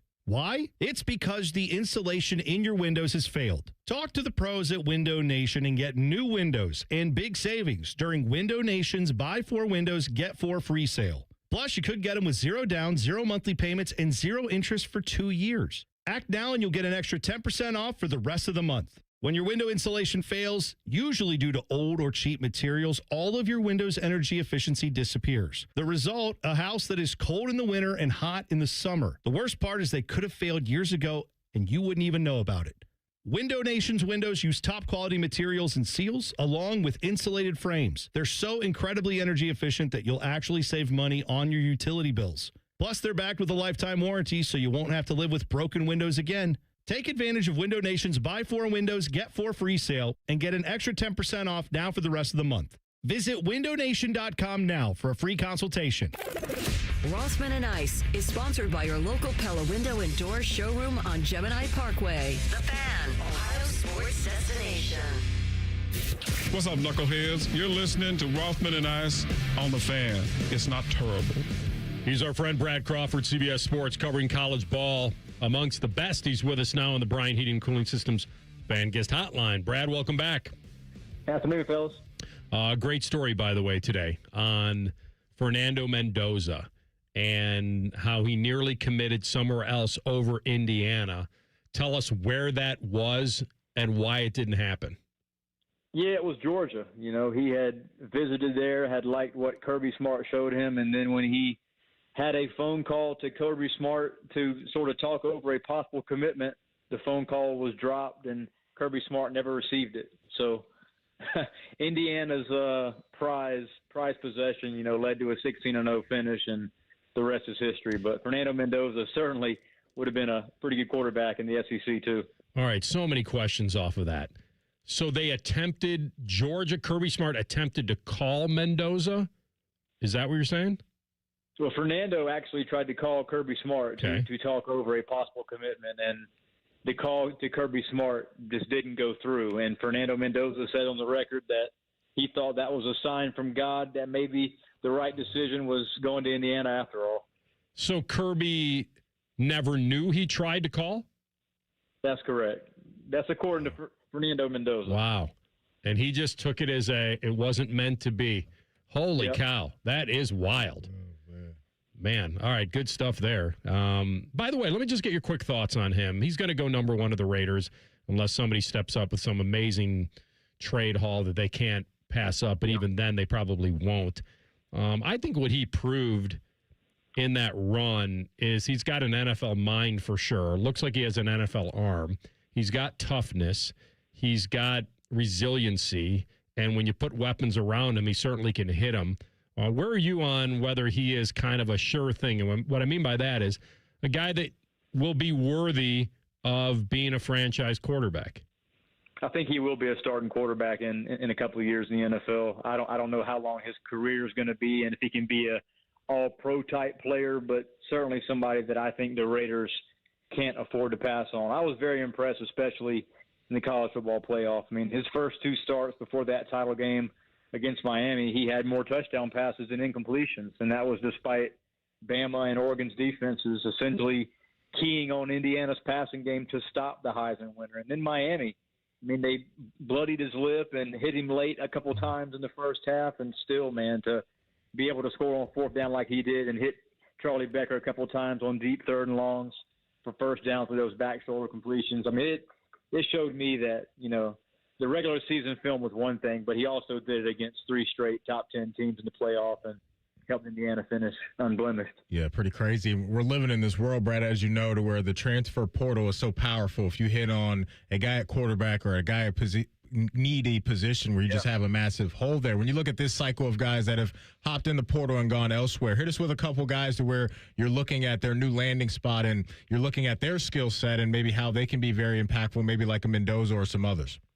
Yeah, I think if Sam Leavitt, man, can stay healthy at LSU, I do think that Lane Kiffin is going to get to the 12-team bracket in his first season in Baton Rouge. And then probably the latest quarterback signee, Darian Mensah, going from Duke to Miami. I mean, what a huge addition that is. I asked Miami OC Shannon Dawson actually after the game against Indiana last month, you know, where are you guys going to go at quarterback? And he said, I'm sure that we have the resources to go and get pretty much any player we want. And that player turned out to be, you know, a all ACC quarterback that led Duke to a conference championship. So Mensah, I think, is going to be a very good addition with the Hurricanes. And, I mean, right now he's my preseason Heisman front runner. I know Arch Manning and some other guys kind of have those odds, but Mensah would be a guy that I'd buy a lot of stock in, had a 3,500-yard type year.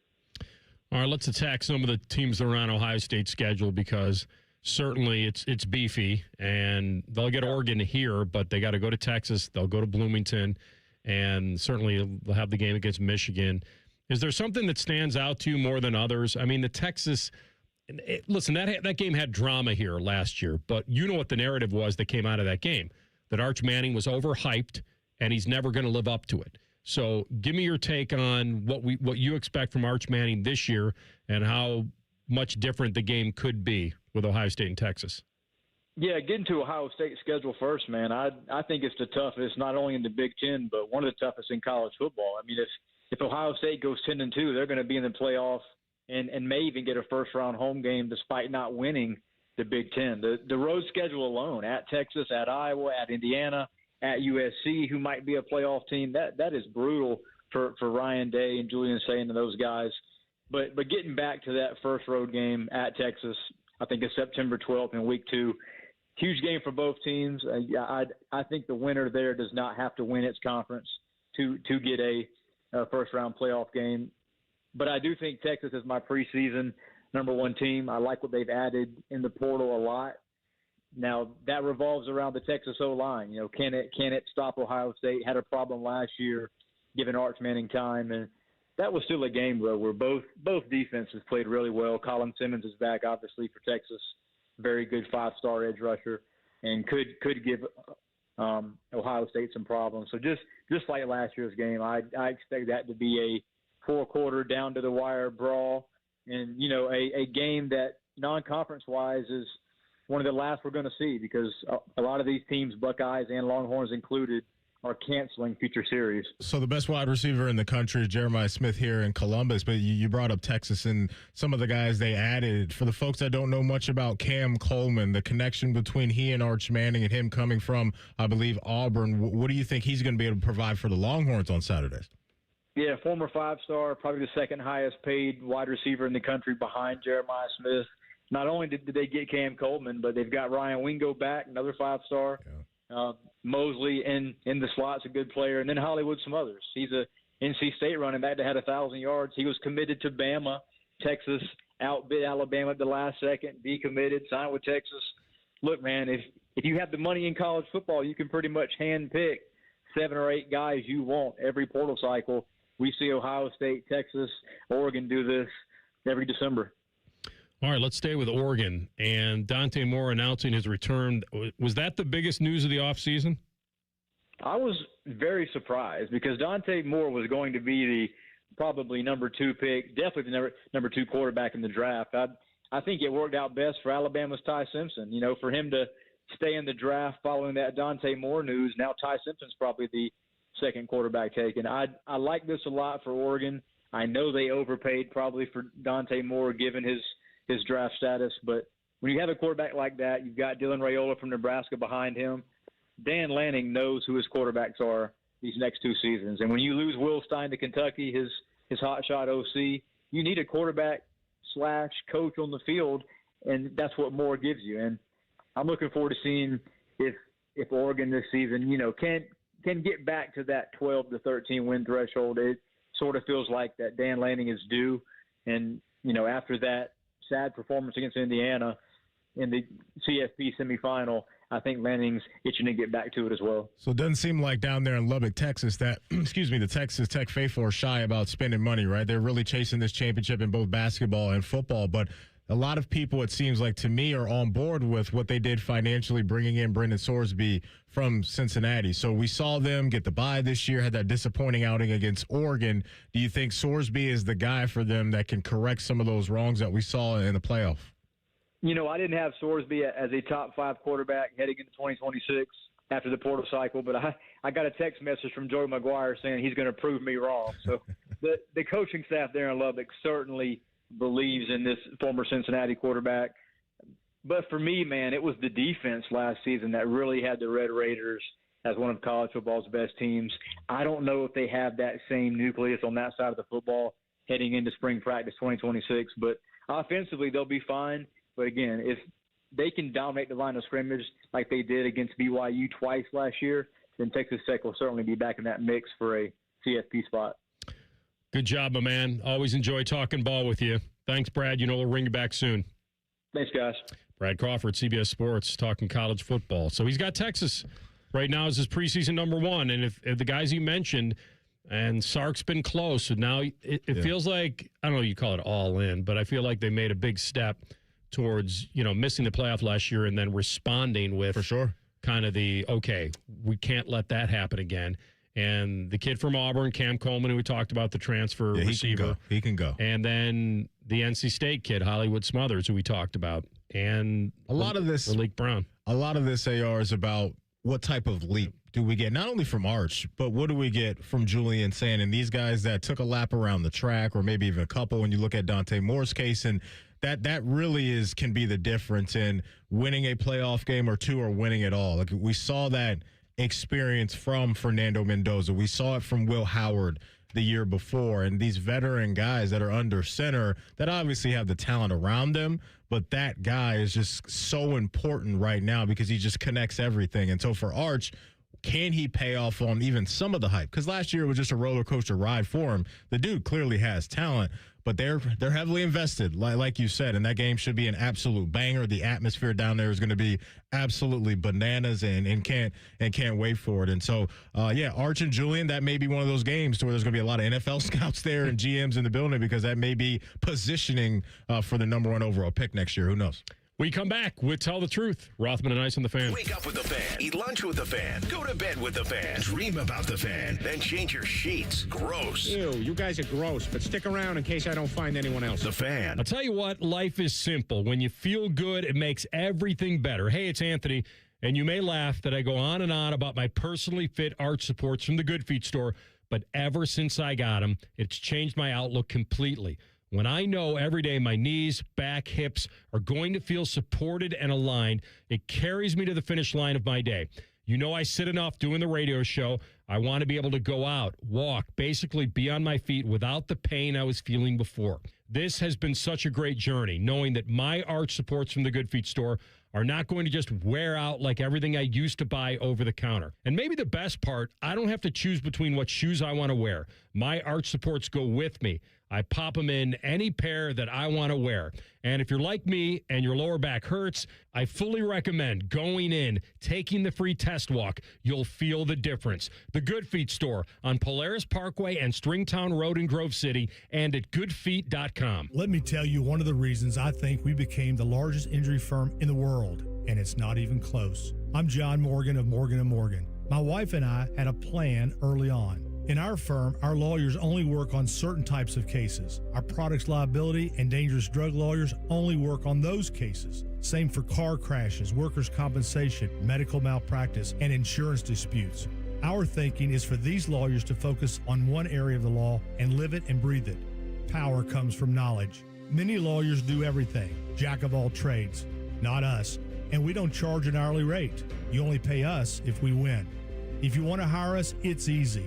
Dial Pound Law on your cell phone, pound 529, or visit forthepeople.com on your phone or computer from the comfort of your own home. Let us get to work for you. Morgan & Morgan, forthepeople.com. Injured? Dial Pound Law. Morgan & Morgan, Ohio office located at 600 Vine Street, Cincinnati. Prior results do not guarantee a similar outcome. Common Man here for my friends at Germain. Germain is having a huge President's Day sales event all month long at all 12 of their Columbus locations. This month and this month only, all qualified pre-owned vehicles come with a 3-month, 3,000-mile warranty on top of the $1,000 price promise. No one's going to sell you a car for less. With nearly 4,000 vehicles and 30 brands, there's only one website you need when shopping for your next car. It's GoGermain.com. That's GoGermain.com. Tell them Common Man sent you. Things people don't believe in. Little green aliens. Bigfoot. And that Spectrum TV combines all your favorite streaming apps with live TV at no extra cost. But that one is actually true.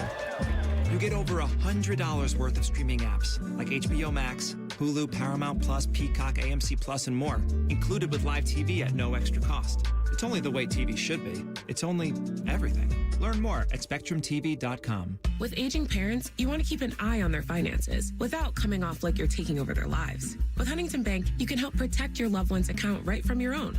Let's get more from money. Switch to Huntington Bank. Welcome. Eligibility requirements apply. Some features may require enrollment. Hey there, friends. Bill Bishop here from my friends at High Bank Distillery Co. It's well known High Bank is my go-to when I want an award-winning whiskey, but did you also know that they make the best vodka in America? They have 3 incredible spots here in Central Ohio where the food is just as good as what's in the glass. They've got something for everyone. And get this, kids eat half off every Monday. So whether you're sipping on the best vodka in America or simply grabbing a meal with family and friends, High Bank delivers every time. Find a location and a menu at highbankco.com. Dine, drink, distill at High Bank. What would it take for my child to only miss half a day of school for treatment? What would it take to fund a cure for childhood cancer? It would take all of us to come together to support the research. Join us. Go to childrenscancer.org today. Registration for the Fan 5K is now open. Join your favorite personalities June 20th at Otterbein University. The Fan 5K features a medal, t-shirt, free race photos, and a post-race party. Get your spot today at 971therace.com. Want to know anything about the Fans contest, how to win, or what's up for grabs? Check out 971thefan.com. The Fan, Ohio's sports destination. Tell the truth with Rothman and Ice. Sponsored by McDaniel GM Superstore. Driving excellence since 1916. Chevrolet. Together, let's drive. All right, TLC, take us home. All right. So I know we like social experiment questions here, so I got one for you. So a friend of mine, and if I thought she was going to hear this, I would not be saying this. But a friend of mine got married in New Orleans this past weekend. Okay. Shout out to her. Yeah. Okay. Love the family. There it is. New Orleans. Texted the mom, and I didn't text her because, she's got her big day. She's busy. But I texted the mom and said, hope you guys have a great weekend. Hope it's all the best weekend of your life. Whatever. I'm scrolling through my Instagram. Did you type whatever at the I end? did not. Okay. I have a question at the presser. How did you get the mom's number? How did that happen? Family, friends. Okay. Okay. He does great with the daughters, even better with the mothers. As I was saying, I'm scrolling through my Instagram after the wedding had already taken place, and I see that she had 13 bridesmaids. You gotta have a cutoff. You can't have all your friends there. It's the lucky number 13, right? And then what the streets say? Lucky number 13? Something like that. It was also off because the groom only had 12 groomsmen. But we had a wedding party. One guy had to double up. A bridesmaid under each arm. We got it. Walking down the aisle. I don't know what is the line from 40-year-old. Be a little slow, but he got it. No, I got that, Aaron. Here's the thing. I'm willing to give... That's 25 plus the bride and groom. I'm willing to give some people grace on this because if you have enough people that are close enough to you, and clearly she did, leaving any of those people out, that's tough. That would weigh on me, man. Like, I would not feel good about that at all. They can still come to the parties. I know, still but going then, to the bachelorette party. They're still going. Then you're taking them being a guest, taking them inside in your mind of how much they mean to you. There's a power rankings there, right? And if you're not in the party, it kind of lets them know where you slot in your mind. And that's a tough place to be. I don't want to do that. I can't do it. Like, one of my friends got married a couple years ago now, and there was 9 of us that were in the party. Okay. You know, and if he would have left any of us out, it would have been odd. And he would have felt awkward, I'm sure, about it. So I get it. That's a lot of besties, Manny. Good time, man. I think it sounds too many, but I think they got a match, too. The numbers? The math? I think it would make sense to even it up on both sides. That's, by the way, that's also a way out for her. Like, if she really didn't want to cut it off, she could say, well, he's only got 7, so... But then you're right. You got to find the magnificent 7, and I don't know how you do that. Some tough conversations, man. But you saved him on... Whoa, my bad. Sorry, you saved him on buying that... Don't they always complain about having to buy the ugly dress? Whatever the bridesmaid... Like, they always complain about the bridesmaid dresses. Well, I think it's supposed to be not ugly. That's the objective. I think. And for us, we got to rent a suit, you know. Not that bad. Yeah, I'm just saying, you're saving money there. But you're right. You feel left out. I was running the numbers. Crunching the numbers. Yes. I think that I'd be a candidate to be in a wedding. Not just invited, but like in the wedding for 8 people, including both my brothers. Now, I said candidate. My brothers, I'm obviously locked in. I think I got a couple friends who I'm locked in. Okay. And then there are like 3 or 4 maybes. And the friends that you think that you would be locked in on, those 2 that you mentioned, if you aren't in the parties, how do you feel about that? I'll be pissed if they got 12 groomsmen like this wedding. I'll tell you that right now. But I'd be a little bit surprised. If I get the invite, man, it's fine. Like, I don't need to be in the wedding. As long as I'm at the wedding, like, it's all right. Okay. I mean, the way that people do it nowadays, it's like you just have a whole, like, bachelor trip with all your friends. And then some may be, like, in the bachelor party, some may not be. You know? Have we talked about mixed bachelorette parties? And no. Your thoughts on that? Who never heard of was one. I just talking to that said that they did? Oh, you've never heard of that, AR? No. Actually, interesting. You give your opinion on this because I know you're anti this, and then I'll tell you who did this. There's some about it I don't like, AR. Like, I think she needs to have her own bachelorette party. He needs to have his own bachelor party, not even in the same city. Like, no, the boys need to go to Arizona or Vegas or wherever you want to go, and the ladies go do their own thing. I have heard that, you know, couples have done joint bachelorette parties, and I'm not seeing the vision. That's what the wedding's for. Talk about it. I mean, they're all together then. Exactly. This is the last fling, whatever you want it to be. Golf, wherever you want it to be. I think it screams of insecurity when somebody wants that, to want to keep an eye on who their partner is during that time. What does that party even look like? Well, what depends on who you ask. So the bride can play police officer? I think that's what it screams that to me, or vice versa. It might be the other way. I don't know. But that's how I read that. When somebody presents that to their significant other, it's that I don't trust you and what you're going to do, so I got to keep one eye on you. You know who had a joint bachelorette party? Who? Jacob Reimer. Got to ask him. What did you do? That's what I'm at. What did you do to make her feel that way? Oh, you mean leading up to it? Because I know what you did at the party. Nothing. All right. Rothman Ice and the Great Cole. I suggest that we change the name of the show. Wait, what was that? I played this before. I don't know. Rothman Ice and the Great Cole. Great Cole. How much did you pay Uncle Bo for that? $3.99. All right, yesterday was National Dog Biscuit Day. If an acquaintance, keyword, wanted to give your dog a treat, would you allow it? Give the dog a treat? Yeah. Like a random person that sees you walking your dog and they're like, hey, yeah, because let me tell you this. We do that. In middle school, my bus driver kind of like built this acquaintanceship with this one family just because they would always be in the yard with their dog. Yeah. Just at the same time every morning, and obviously the buses are running on a schedule. So the bus would be driving down the same neighborhood every morning. And so eventually our middle school bus driver started to like bring treats to throw out the window to the dog. Okay. So there was like this unspoken bond that was built, but like I'm not even sure the bus driver knew the family's names or vice versa. But all of a sudden you have possibly poisonous food being dropped off in the driveway for your dog to eat. So how much do you trust people? Hey, I'm going to lean on you for this one. I think that sounds appropriate. That kind of has postal carrier written all over, if it's a bus driver. Okay. But what if it's somebody random who you don't really chop it up with in the neighborhood? Like, hey, your dog Teddy, here's a treat. Are you letting your dog eat that without knowing that? Okay. Yeah. All right. Sometimes, you're not questioning why do you have dog treats on you at all times? We have dog treats for the neighborhood dogs. Like, they know. It's hometown buffet. Oh, so I'm describing you. Yeah, my it's bad. hometown buffet. They know. Come on over. But sometimes I bring out the bag. It's not some just random one that I've got in my pocket that I'm saving for later for myself. Then they kind of know. My goodness. Brandon? It's Brandon. Excuse me? Brandon. Brandon.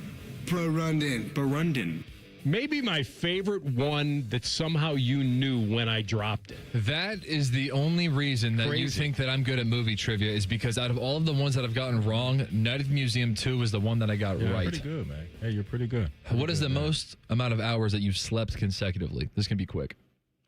Oh. In college, I once went to bed at probably 3 a.m. and slept through dinner. So that would have been about 16. Were you sick? No. You were just knocked out. Just zonked. I think I've gotten 10 a few times. I feel like that. There's a story. Oh, is that about right? 3 to 12 would be 9 plus another 7 would be about 16. Yeah. No question. I need to find out what you were doing prior to that. Save that story for tomorrow. Yeah. Before we go, Common Man and Timmy are coming up next. Both the guys are in the building. There will be an update on Pizza Madness today, so do not move. You're interested in that, the boys have that on deck, and we will talk to you tomorrow at high noon. All right, we'll do it then. Thanks for listening. Rothman and Ice and the Fan. Bobby Carpenter demands that you watch Morning Juice on YouTube. If you don't, Tito will move into your house. Live at 6 a.m.